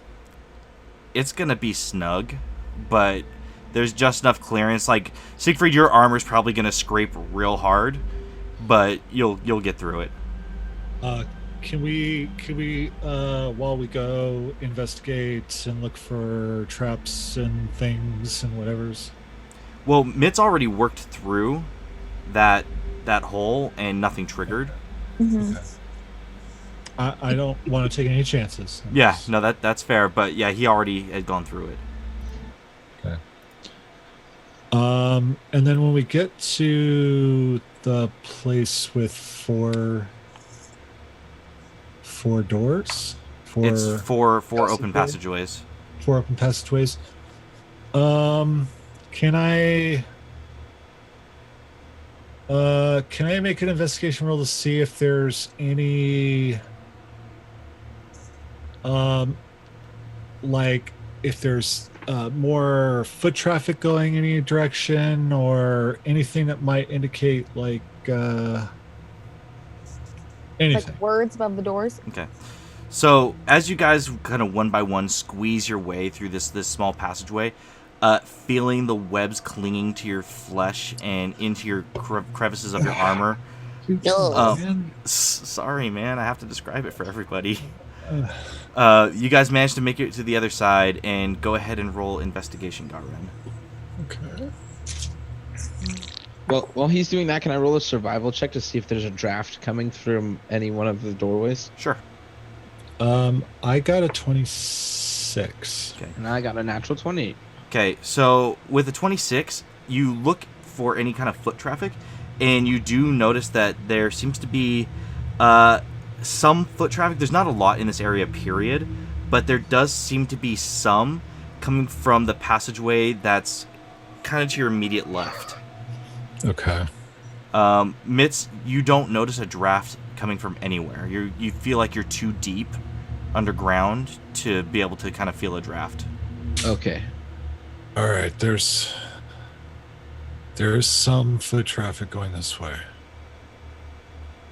Does that way appear to be going down or up? Because we definitely need to get up and out of here. It's from where you're at. It's level, so Are there any words above the doorways? there are not. Weren't we, when we went to the web, weren't we level? You were level. There was a passageway going up. That was to the essentially the north passage. Yeah. But you've now dropped down 50 more feet, Yeah, of course. and the floor Okay. at this particular tunnel is level. Yeah, of course. Duh. Okay. We went down. Yeah. Okay. So because eeny, miny, miny, mo. I Decided by its toe. I would say if there's, any foot traffic is probably a good way to go. I don't know. Last time I chose Sylvia from Acid Pit, so Can I activate my Eldritch Sight? You activate it, and there's nothing magical.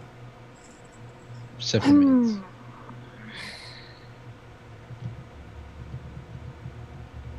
Any thoughts?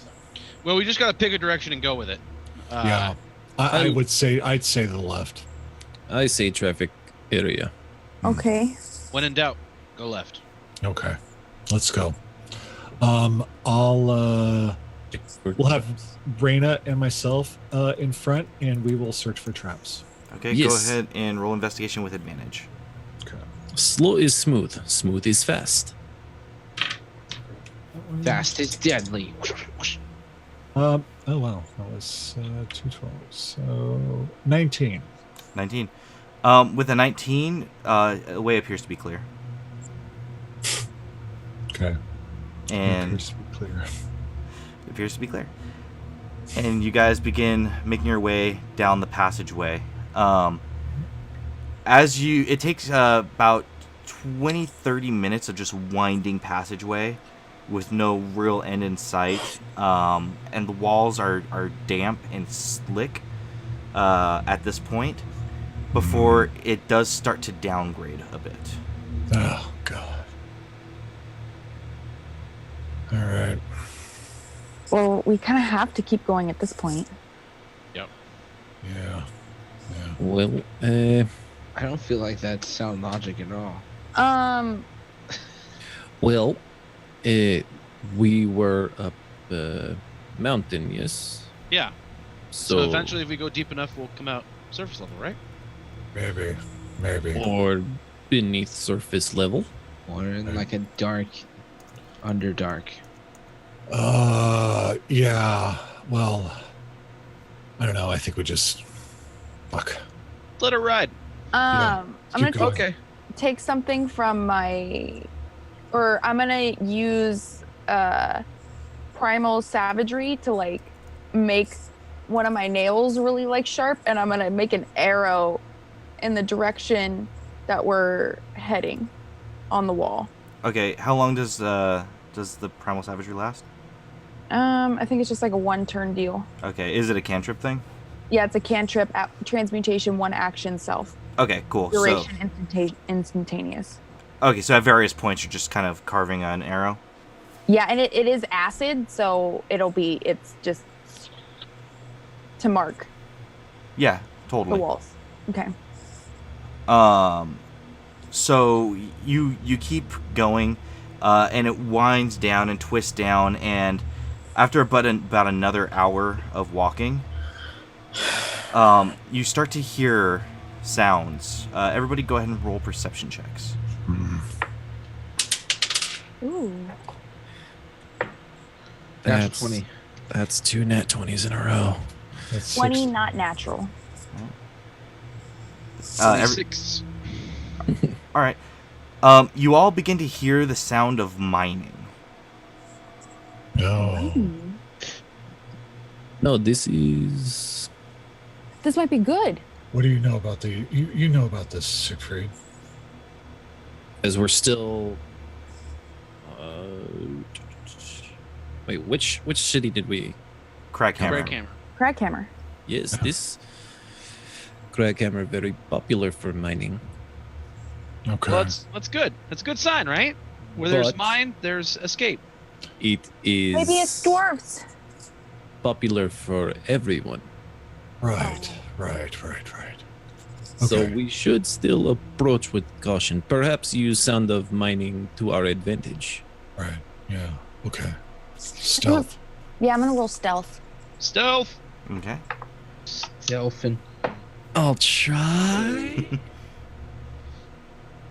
I only got a 16. Yeah, 19. 11. I got a 15. Oh, poor Hey. Mitz. Okay. Okay. As you guys kind of stick to the walls as best you can, try to make yourselves as small as you possibly can.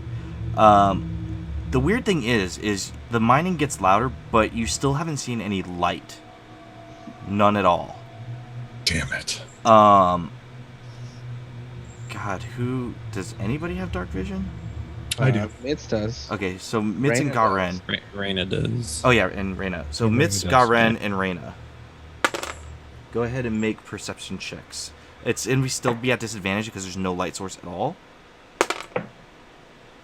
Wow, Reyna 1. did good. Okay, 1. I got a 19. Okay.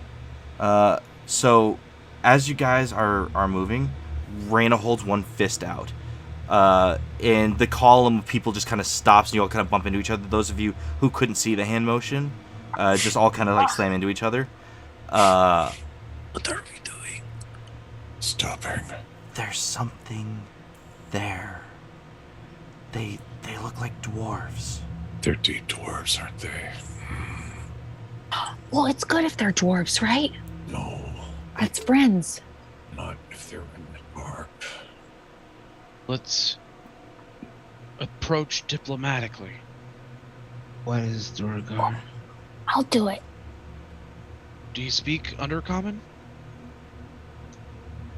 I can cast comprehend languages. That's It different than doesn't speaking allow you it. to speak them. Well, I Then know no. I can, but you can too, right, Kelisha? Yeah, I can speak it. You're far more charismatic than I am. Yeah, Kelisha, you're up, buddy. All right.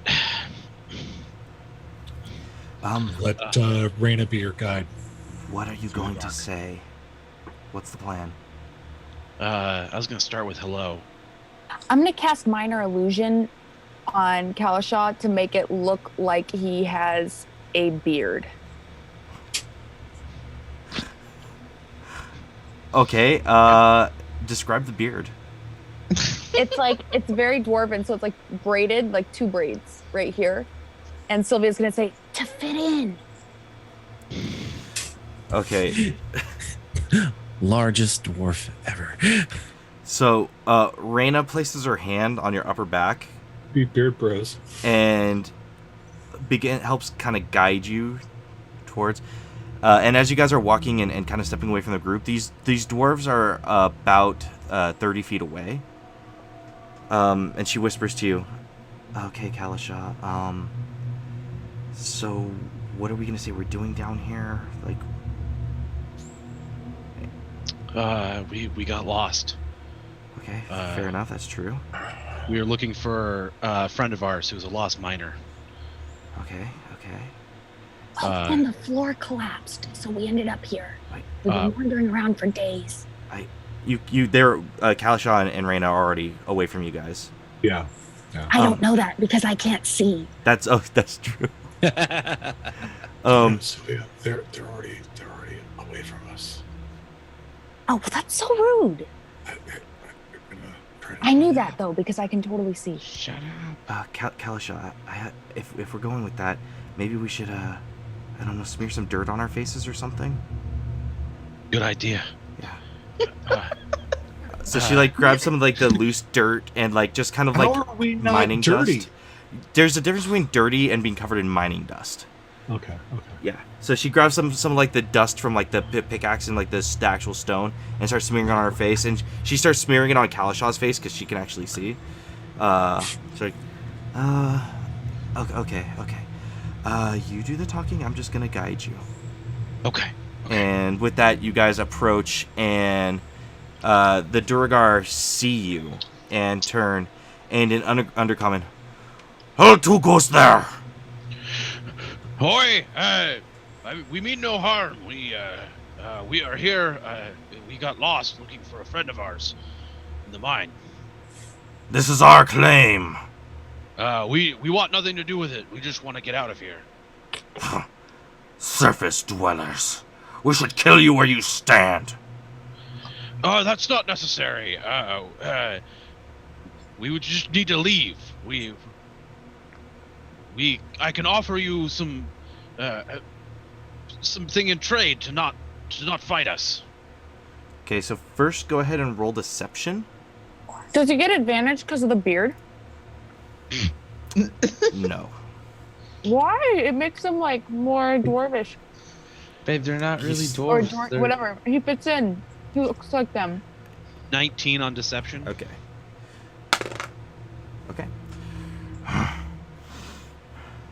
You shouldn't be in these mines. These are our mines, but... Trade, perhaps. What do you have for trade?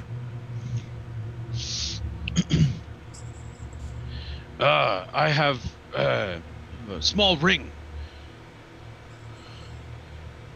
It's a family heirloom. What does it do? It has a precious gem in it. He spits on the ground. This is what you talk about, barter and trade? A useless ring?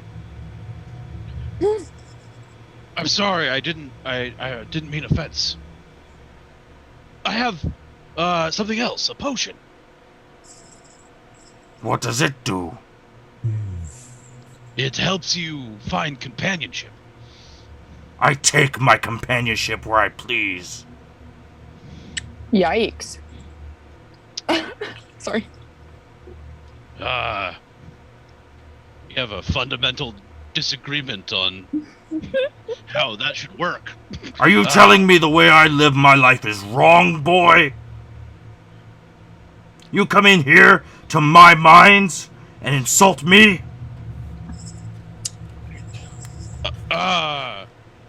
No, of course not. I would never do that intentionally. Roll persuasion. Brian, can we hear this? You hear a lot of gibberish. Yeah. Oh wait, I cast comprehend languages. Can I hear this? Yes. Okay. 19. 19? I pull out the last exploding ball I have, What? No. What are you doing? and I tell Garen, I can't see, but give this to Kalisha to trade. Oh, okay. Are you sure? Okay. All right. Or whatever. find a way to do it without upsetting people. What are they saying, Sylvia? They're trying to trade, and Kalishah's trying really hard not to insult them. Okay. He's not doing I'll well. go behind Kalashah and say, Wait, Garin, no. here, trade this, magic ball. How many do you number? We number 6. 7. 7. Tell them all come out. Ollie oxen free. Siegfried, before we go, hand me a couple of philtrums of love. Oh, I have those. Oh, well, never mind then. I thought Siegfried was holding on to them. No, I've got them. Okay, so do you all come out? Sure. Well, I was already. What do you make for trade? Kalishah, my ball. We have a What did you magical say? orb. What does it do? Boom. It Sylvia ex- can't speak under comments, so she goes, boom. It explodes. Huh. Very dangerous. Sylvia, Only the It's strong big can wield it. Do you say I'm weak? Too weak to wield it? No, what I say is that surely someone as strong as you would have no problem wielding it. Go ahead and roll persuasion. Another 19. Keep rolling 10s. Okay, I'm gonna ask Garin for a couple of philtrums of love. But, like, not saying philtrums of love. So what want do you them say? for? Can I have some of those things that you wouldn't give Kalishah? The mead you wouldn't give Kalishah? Why? Maybe they want some great mead from the surface world. It's the greatest mead I've ever tried. Um. I'm gonna sleight of hand wink at Garin. All right. I'll give them to him. Alright, so I hand him to the door guard. This is the greatest mead I've ever tasted. He looks to Kalashah. What did he say? He said that this is the finest mead he's ever tasted. But surely, Surface Dweller has a less refined taste than your own. Huh. Maybe swill, but it's something. Hand over the ball and we'll take your mead. You may pass. Okay. Have them try the mead. Well, just wait. He calls over, Klaxon, come here. And another one of the Duergar comes over. They may pass unmolested, but first, a drink to your health. He had to use the word molested, didn't he? Just means they're not going to bother you. And him and Klaxon both drink down one of the filters of love.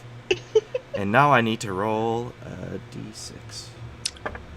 That's why I thought his wording was fine. Okay. Okay.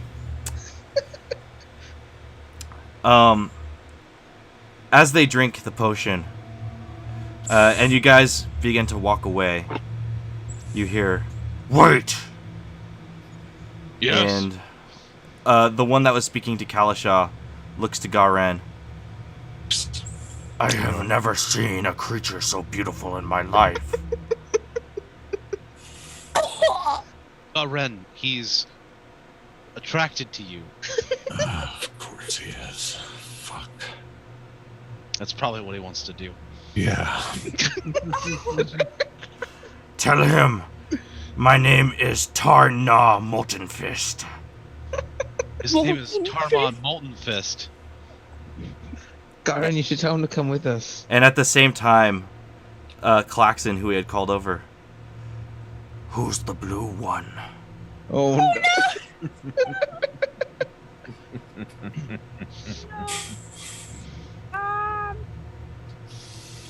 I'm gonna hide. What? are they saying? There's nothing really to hide behind. I'm hiding. That one is Eugenia. Strong name. Good for childbearing. No! Can we go now? This is so You all may pass, but the blue one and Garen, they stay with us. Are you Bailey's- claiming ownership over my property? Wait a second. How much do you want? What are they worth to you? I'll pay anything. I must have them. They must stay with us. What are they saying? Garen, I'm kind of scared. Yeah. 20,000 gold. 20,000 gold? I don't have 20,000 gold. Then you don't have them. Stay back from my property. I can offer you diamonds. How many diamonds? Kalasha, I am not for sale. One large diamond per head. Worth the equivalent of 600 gold pieces a head. They're worth 20 times that. You know it. I am just beginning our mining operation here. We don't have those kinds of funds. This is all we 600 have. gold? I'm insulted. Once you've mined for 2 years, maybe you can afford them. You will part with them now. They must stay with us. We cannot let them leave. I don't want to leave. Do I have to leave? Kalasha, Are you attempting to infringe on my property? You infringed on our mining operation first. We took nothing from you. And now you will leave something or you will die here. Kalasha, tell them to come with us. But if you guys truly want us, then wouldn't you want us to want to stay? Shut up, woman! This is Uh, no. What is she babbling about? What does she say? I forgot he can't understand me. She's afraid of leaving me. That I've is shown not her a what I good said. life. That is not that's And not what I said. Klaxon, the one who's enamored with Sylvia, says, "She is a goddess."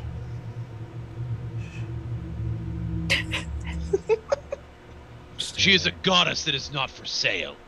She shall be mine over your dead corpse. I cast fear on all of them. Okay. Love fear. What's the saving throw? Oh man. This Jorger's gonna get a fear boner. It is a wisdom saving throw of 15. First one super fails. Okay. Wow, I rolled a natural 3 for both. Yes. And this is, man, how does this play out? So Sylvia is just Love gonna fear. go Um, go away really loud and cast fear. She does it. immediately, the two of them freak the fuck out. Molten Fist has no real problem running from her. But as he runs, he stares longingly at Garen. But Klaxon has a crisis of conscience. If you love them, let them go. And ultimately, he can't help but be terrified of this demonic beauty. And he runs. Okay, let's go. And we scurry the fuck out. Okay. I used up both my packed spell slots for that encounter, but it's fine. Oh man, did you give the ball? Shit. Did they take the ball? Yeah, they had already taken that. I don't Yeah, even it's care. gone. Just That's go. fine. Just go. Yeah, and we Don't leave. look back. So you get through that. You do pass through some Duergar territory, and it's uneasy. You guys are getting some weird, dirty looks, but the last word that they heard was that you're allowed to pass. So some of them like spit on the ground at your feet as you walk by. Some of them look like they are about to lift a pickaxe to you, but think better of it. And after another few more hours, you finally are clear of their territory, and you see an opening. Oh, thank and gosh. you see the dawn breaking. Oh, I know that tone. Oh, thank goodness. And as you Well, guys step out of the cave, covered in dirt, spiderweb, sweat, and blood, and seeing the sun rise and feeling the warmth on your faces for the first time in what feels like forever, you're all completely and utterly exhausted. In fact, you all have a point of exhaustion because it took you overnight to do this. But you are free of the Castle of Woe. And with that, we end tonight's session. Uh, Your first 3-part dungeon, guys. Congratulations, you did it. Nobody died. Fuck yeah. Oh man. me and Gyran almost got taken as sex slaves. I was never gonna let that happen. That was Mitz's fault. That was so funny. I was trying to get out of there with like the least amount of things that we had to give them. So I felt like if they were infatuated with us. Except when we would have been stuck with them, and then the potion would have wore off, and then realized that they actually don't like us very much. I mean, they could. No, I was secretly think kind of so. hoping that one of them was gonna be for me because I was gonna roll with it. I rolled the d6, and that's just how it played out. Oh, man. Thing. I mean, you know, I don't know, man. I was in love with an elf. I don't know if I'd get down with a dwarf. We'll see. Ruger. Druger. All right, so with that, at the end of the show, let's open up the chat to any questions that we may have for about 10, 20 minutes max before we do our outro. Does anybody have any questions about today's session or about this dungeon or anything that you've seen so far? We'd love to answer your questions. I'm trying to kill the dead air time in between you actually hearing me ask this question and the delay, so that's always Right. fun. You're doing a good job of it, Brian. The half-elf lady did die. She super died. Oh man, a bloody decapitation. That's what she gets for looking like Abigail. I gotta say, this dungeon had a lot of trolling in it. So much trolling. Like you trolled us like at every turn. Like Yeah, from where the Brian. traps were to the half elf bait and switch, the bow breaking, like super trolling. I had a lot of time to think about this one during our break. Oh, yeah. So this is what happens when I have weeks to plan without interruption. Right. No more breaks forever. Gabe Ruiz asks if I plan on Fenthers being blown in half. I did. Well, Monster. here Of course he did. The NPC picked it up. let me qualify that. If anybody would have checked the bow, they would have noticed something off about it, and perhaps would have known not to touch it. But if they did what I expected, I honestly, the NPC picking it up is it doesn't matter. If any of you guys would have picked it up, it would have been the same thing. The NPC would not have picked it up, except she was told, "Aren't you going to go grab your bow?" And she's like, "Oh yeah." It made sense. So she went and grabbed the bow. Luckily, she's the one who took the damage, not you guys. So It would have killed me. Me But- too. yeah, so Damn you. that was the plan all along. It was always trapped. It was being wielded by a demigod. Yeah, she wasn't gonna let it go easily. Oh man, if that we went would've down told- pretty easily. That's all I'm saying. If we would have told those Durgar we slain a fucking Drider demigod, they would have shit themselves and moved out of the way so fast. Possibly. I just realized too that we got so lucky that actually played out the way that it did, because if I didn't fear them and we ended up having to fight them, we would have had to make it through the rest of the entire territory with all of them hunting us down. Yeah. No, that fear was great. Yeah, that 2 natural 3s, like that. If even one of them that didn't work on, like it was, you guys were on the precipice of initiative. Yeah.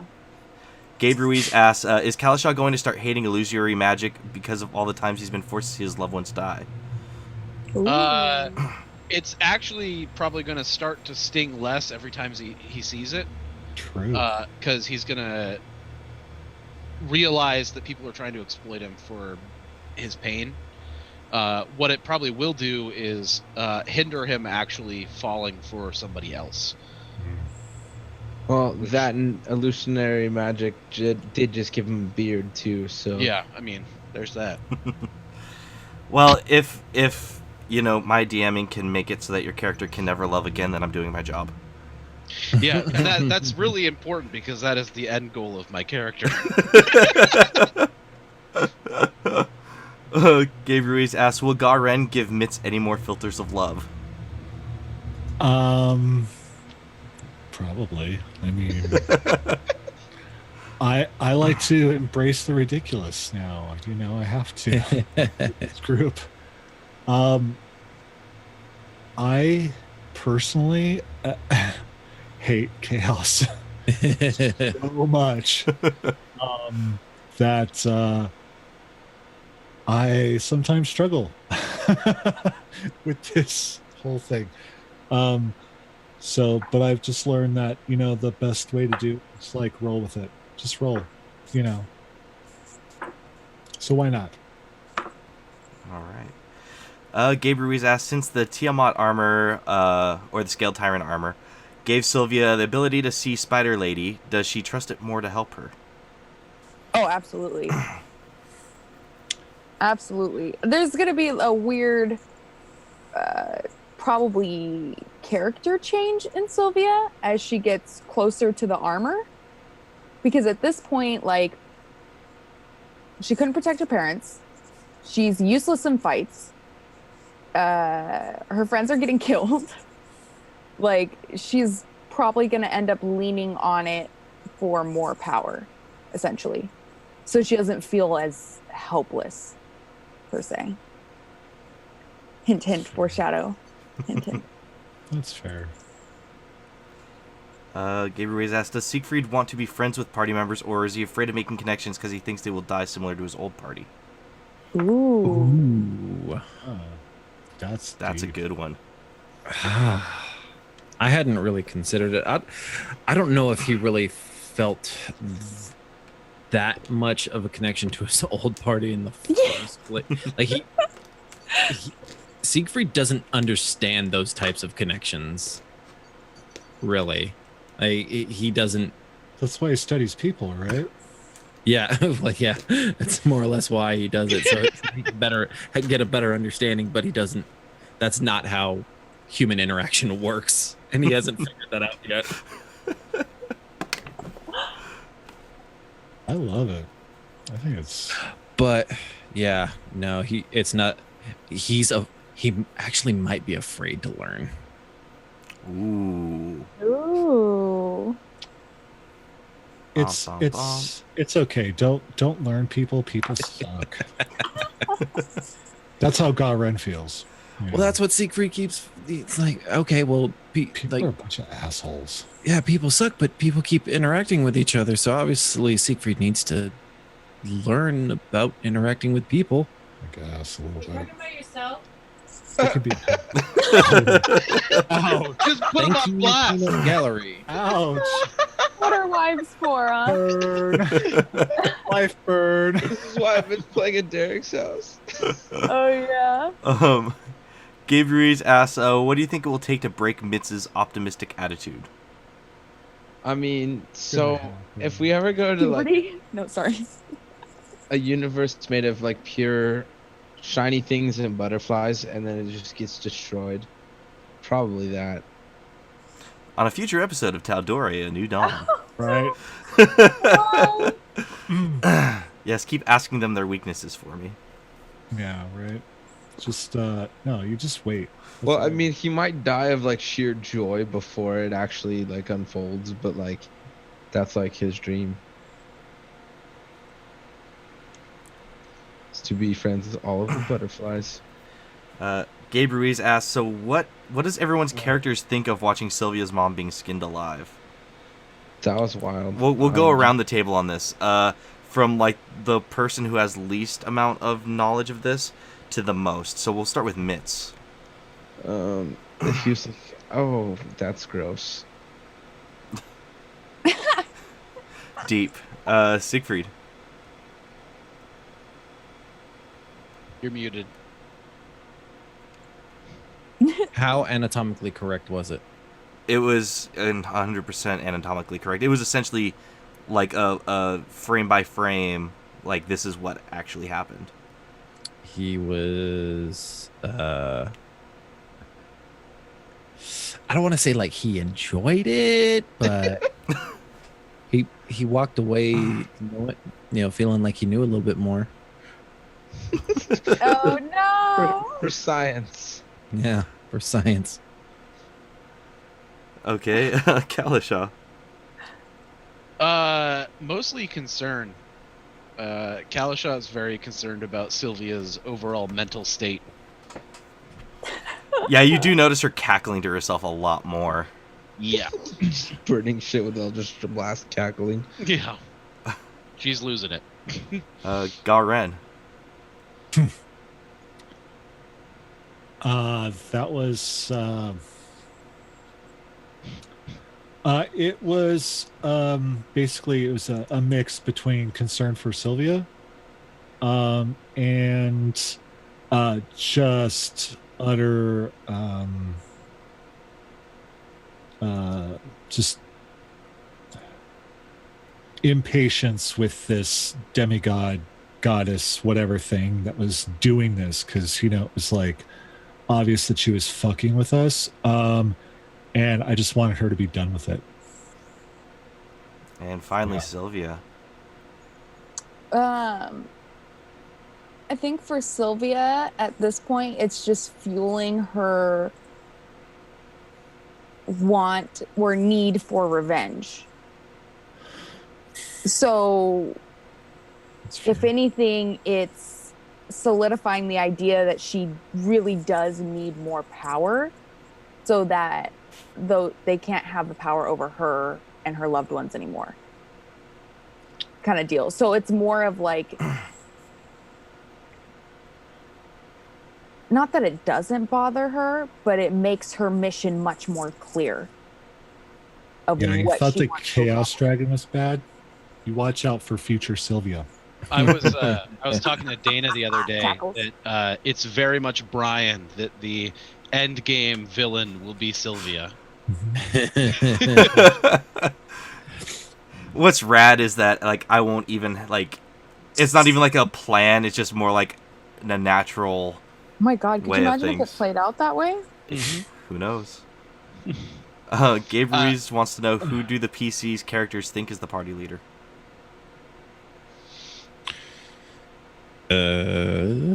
Kalisha thinks he's the party leader. I'll start right there. That's what Kalisha believes. I know who I think the party leader is. Siegfried thinks Garen is the party leader. Mitz thinks Siegfried's the party leader Because you follow Shiny. because he's shiny. Garen thinks that he is currently the party leader, but he thinks that Kalisha should be the party leader.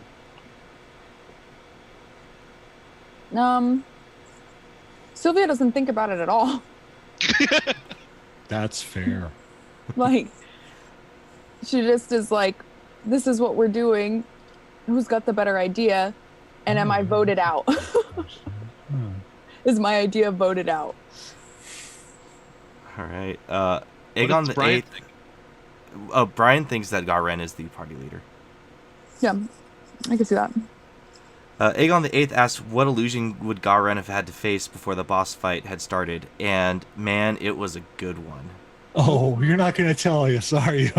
No, I can't, because it still might play a role later. Oh, yeah. Of Mm. course it is. He wants to hold on to that tidbit for later, folks. That's going to be some entertainment for you. There you go. To fuck with me.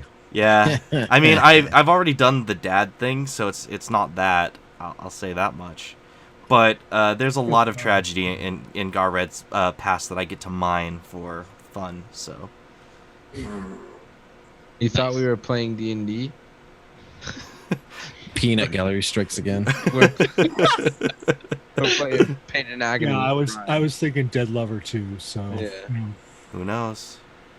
Well, learn from my mistakes. Don't build a happy backstory. Doesn't matter what It backstory. doesn't matter, dude. Nope. I had a very limited backstory, and he still got me. I have like one of the most tragic backstories you can get. He's still used my dead father to make me fight him. You know, come on, man. Man, I'm gonna have a reputation after this show. Yeah. Oh, just this one? Just this show, I'm sure. Oh, you have a living family member? Let's skin them alive. Yeah. God help you if you have 2 living family members. You know, see, this is the byproduct of Quinn taking away Clementine. Yeah. Yeah. Brian Oh just my forever scarred. I was forever. forged in the fires of my own personal tragedy, and Yeah. now I'm forcing it upon the rest of you. You every must chance make I get. everyone burn as the same as you had burned. That's exactly it. I cannot believe it. They must Derek understand. just hit the nail on the head. That's not surprising. Wow. I just, so for me, like, the least interesting aspect of Dungeons and Dragons is like killing a player. Like, there's killing a player and it's like, oh, you know, the player's dead, now they have to make a new character. But for me, it's all about like, how can your character be transformed? Yeah.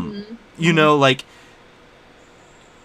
look, what adversity can you face that's going to take this character who was one way and kind of shape them into the hero the world needs them to be? And I feel like facing extreme personal hardship and adversity is kind of what will forge, is the fire that will forge your character into becoming the hero that the world needs. Or villain. Or I mean, what? Well, if you're Riley, then villain for sure. But it's interesting to see your characters evolve in that way and how you guys deal with that stuff. And for me as a DM, it's fascinating just to put you in those positions to see how you'll react. And sure enough, you know, you guys face some incredible personal tragedies, and your reaction isn't despair. It's this almost not indifference towards the situation, but this hardening of soul, which is what's going to take you to that next step. Yeah. I guess. Let's see, what was the other question? Oh, how did you guys all feel when Fenthras was blown in half? I was not surprised. Well, shit. I honestly I was like, okay, that's it. You know. Refer to rule number 1. Reina checks everything. It just felt like everything. It just, honestly, that encounter felt a little too easy. Well, they were missing a lot, to be fair. Yeah, we got really lucky. Yeah, I know we got really lucky. I know we got really lucky, but it just still, even then, it just seemed like no, there was something more was going to happen, and that's like, you know. Don't ever tell Brian his encounters were easy. What are you doing? You're gonna kill us all. Dude, I'll tell you what. I will always be honest. That's just who I am. And, you know, so. Yeah, Siegfried was like, well, dang it, when the bow exploded. I wasn't surprised at all. Yeah, Siegfried was surprised, and yeah, he didn't like that. I was just more chapped that we made it through this whole castle of woe. Get this like super bow that's gonna be super awesome and help us super save the world, and it super breaks in half. It just snaps in half. This ancient artifact and snap. Right? Just like, oh, tight. Well, Yakety Sax was for nothing then. Thanks. Gabe Ruiz asks which character death, party or NPC would affect the characters the most currently in the story. So not necessarily you guys, but if there was an NPC, either that would affect you the most. Ooh, I don't know if I want to answer that with Brian listening. Yeah. Brian, Okay, Brian so- headphones. Giving Brian Brian headphones. how much fuel with these questions? Here's the thing, just straight and upfront. I will never actively try to kill one of you for story. If you guys die, no, it's yeah. just the way that it happens. So this is a question that I'm not going to. Or a certain player wants to be killed off. If a because there's certain player too many wants, rogues in the fucking party. yeah, if a certain player wants to be killed, then that's a whole different thing. But Okay, so 3 rogues is fine. Look, think of No. the sneak I attack disagree. Because of sneak attack. so you can answer that question with the knowledge that I'm not going to try to fucking kill somebody for the story. I think Sylvia would be most upset if Kalishaw died, because it would be the most noticeable change within the party, like of positivity almost, because everybody feeds off of Kalishaw's positivity. So we would just be quiet. That makes sense. Garen would be most affected by Sylvia's death. She's like a sister. Oh, can I change my answer? Especially after her parents dying and stuff like that, and as close as the two, as close as he was to them, then yeah, he definitely sees Sylvia like he needs to just not protect her, but just protect her. Like just in that kind of brotherly way. Oh, I think for Kalishaw it'd be Reyna. They both think and operate in very similar, albeit different ways. That without her, his actions might not make sense to the majority of the party at the majority of the time, and there will be no one really in his corner to back up when he does something that's somewhat shady or roguish. Yeah. See That's businessman-ish. Fair. Yeah. See businessmanish.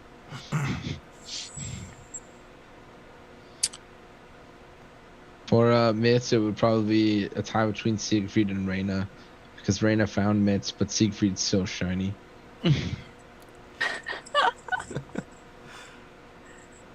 Yeah, what about Siegfried? Vexalia. Really? Yeah, that's fair. Yeah, I mean, she, in Siegfried's mind, she has been like the cornerstone of how we've done everything. That totally makes sense. True. That makes a lot of sense. I mean, she, even we're going to go to her next. And that would literally be Garen level 1, 2, 3, his answer. But, things change. Yeah. I don't think Kalishaw and Mitz have met Vexalia. Kalishaw has, but Mitz has not. I believe Kalishaw has. I'll have to think on it. Yeah, might have to go dig through the archives. Okay. So we got 2 more questions, and that's going to be the last 2. The first one, Gabe Ruiz wants to know, what moment so far in the campaign is my proudest moment that you guys have accomplished? Honestly, it's you guys coming together as a team. Whenever that happens. Well, no, what I mean by that is, you guys have faced a lot of adversity, and we've gone through a couple of characters and whatnot, but your natural charisma together, regardless of who you're playing or what's going on, you guys managed to beat the odds, because when it comes down to it, even though you guys fuck up most of your plans and you guys kind of rib each other a lot, when it counts, you guys are in perfect sync. And then you immediately just devolve into fucking buffoonery. But it's those moments where everything's just rolling together the way it needs to, when Siegfried is lighting an arrow with light so that Reyna can shoot it into something. And it's just not even a thought of, I'm going to shoot it into a wall. It's like, okay, I get you. I know what we're going to do. Or, when Kalishaw's dangling from the demigod to make sure that Reyna gets the sneak attack damage. Or when Mitz is grappling with a spider so that it can't get away, so he can punch it in the face and doesn't bite anybody. Or Siegfried runs to Sylvia to pull the spider webs off. These are the moments I'm talking about. You guys aren't just in it for yourselves. You guys are actually in it for each other, regardless of how well you know each other. And that's as a DM, it's my most proud moments, is those times where you're working together like that. Last question, Aegon the Eighth. What was everyone's biggest fear going into the Drow demigod room? My lack of spells. My personal severe arachnophobia. Oh, and Brian, you you pulled that bullshit with the freaking floor. I was about to do Path to the Grave. Oh. God, that probably would have been the end of it. Well, after the next hit. Yeah. I was most worried about the ads in the room. I thought that I was really worried they were going to pick off the back line. And because of where the demigod was in the room, that only certain people would be able to damage it. Which Right. I tactically I was worried about the combat and the placement, especially when the ads started coming out of the walls.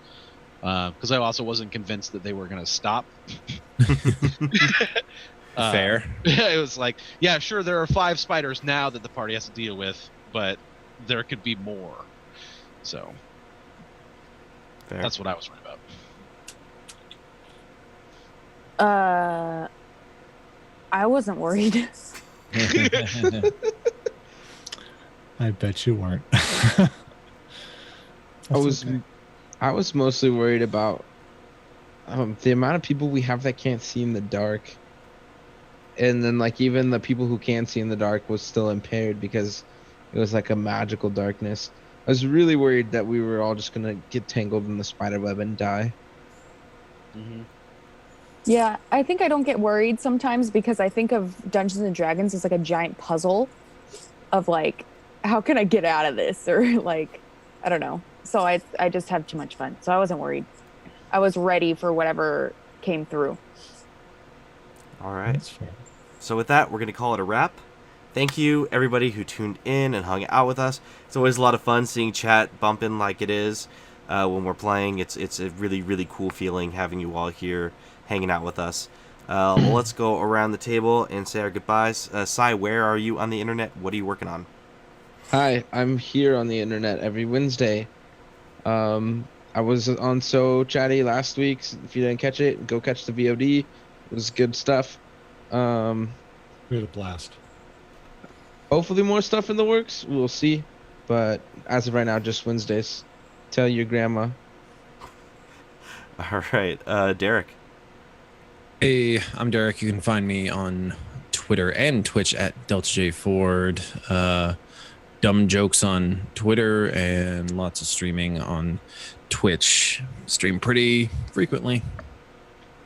Awesome. Robert, fuck me. I'm tired. I did Yo, that what last up? time, too. Yeah, you did. I'm Robert, a.k.a. Captain Kalasha, a.k.a. Smurf. You can find me on the internet at DSC_Smurf.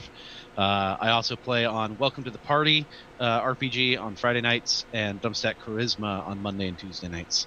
So I'm all over the place, y'all. You are Maddie. Hey everyone, I'm Maddie, aka Somati Games. I play here on Soulbear RPG Wednesdays and Fridays. As Sai alluded to, I have a show on Saturdays called So Chatty with Maddie on my Twitch channel. This Saturday, I've got the entire cast of the Beholder's Eye podcast. And if you haven't listened to this podcast, check it out. These guys are great. It's hilarious. It's a lot like hanging out with like my old high school guys, like high school gamer friends and stuff. Like they're constantly just joking and having a good time the whole time, and I love that. And then February 2nd, folk, mark it down. It's a big day. I've got the creators of the Retroverse, Snicklesocks and Luis Abadias. They're going to be on the show as my guests talking about the Retroverse, and then I'm running a Retroverse one-shot. Awesome. With them involved, as players.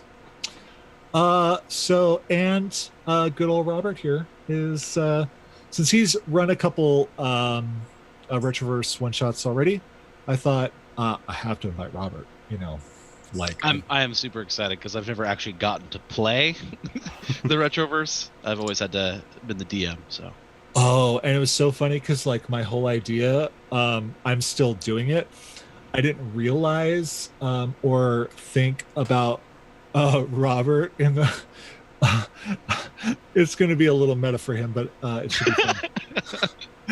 It's gonna be fun. Good. So yeah, it's gonna be big, and then of course go to Nerdwear,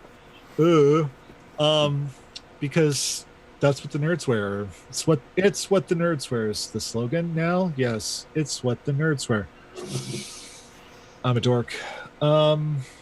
And yeah, we have lots of cool stuff, and we are about to launch, hopefully tonight, maybe, launching a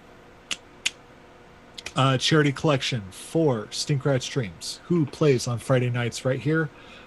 She needs a lot of medical attention, and we're trying to raise money for that. So look for that. Thank you. Love you. You're awesome. Alrighty, rounding it out, we have Riley. Hi, you can find me on Twitter at Riley Avery. You'll find me here every Wednesday. And then I think me, Brian Carey, and maybe Derek are going to play 7 Days to Die again live. That was hilarious. I'm gonna need to do some tests to see if I could even stream that. Yeah, so there's that. If you want to hear Brian scream, watch Yes. that. Yeah. And that was not the only time I'll ever scream playing that game, especially on PC where it's way more difficult. I'll my be God. on that couch playing Super Smash Brothers. So Yeah. I'll be in the stream, but not in the stream. Yeah. All right. With that, I have been your Dungeon Master, Brian Penaloza. You can find me on Twitter at Captain Sugar Bear. That's at CPT Sugar Bear. You can find me every Friday at 9 a.m. Pacific Standard Time at the Nerdy Point of View podcast on podcast services of your choosing. Obviously, here, doing Tal'Dorei A New Dawn, 7 p.m. Pacific Standard Time on Wednesdays. I do Comedy Estrada every other Monday at 7 p.m. Pacific Standard Time. I also voice Sergeant O'Bannon on Copperheart Pod, which has a tentative release date of March. I'm excited. God, that show is going to be so fucking cool. And then finally, yeah, we're streaming more 7 Days to Die. Hopefully Derek will be able to join us because I think that's going to be fucking amazing. So check that out. That'll be on my own Twitch channel. That's twitch.tv/CAPT Sugar Bear. Oh, CAPT, I'm sorry. Yeah, because I kind of fucked up along the line somewhere, and I made CPT Sugar Bear and then couldn't remember how to log in, and Twitch There is you go. kind of a dick like that sometimes.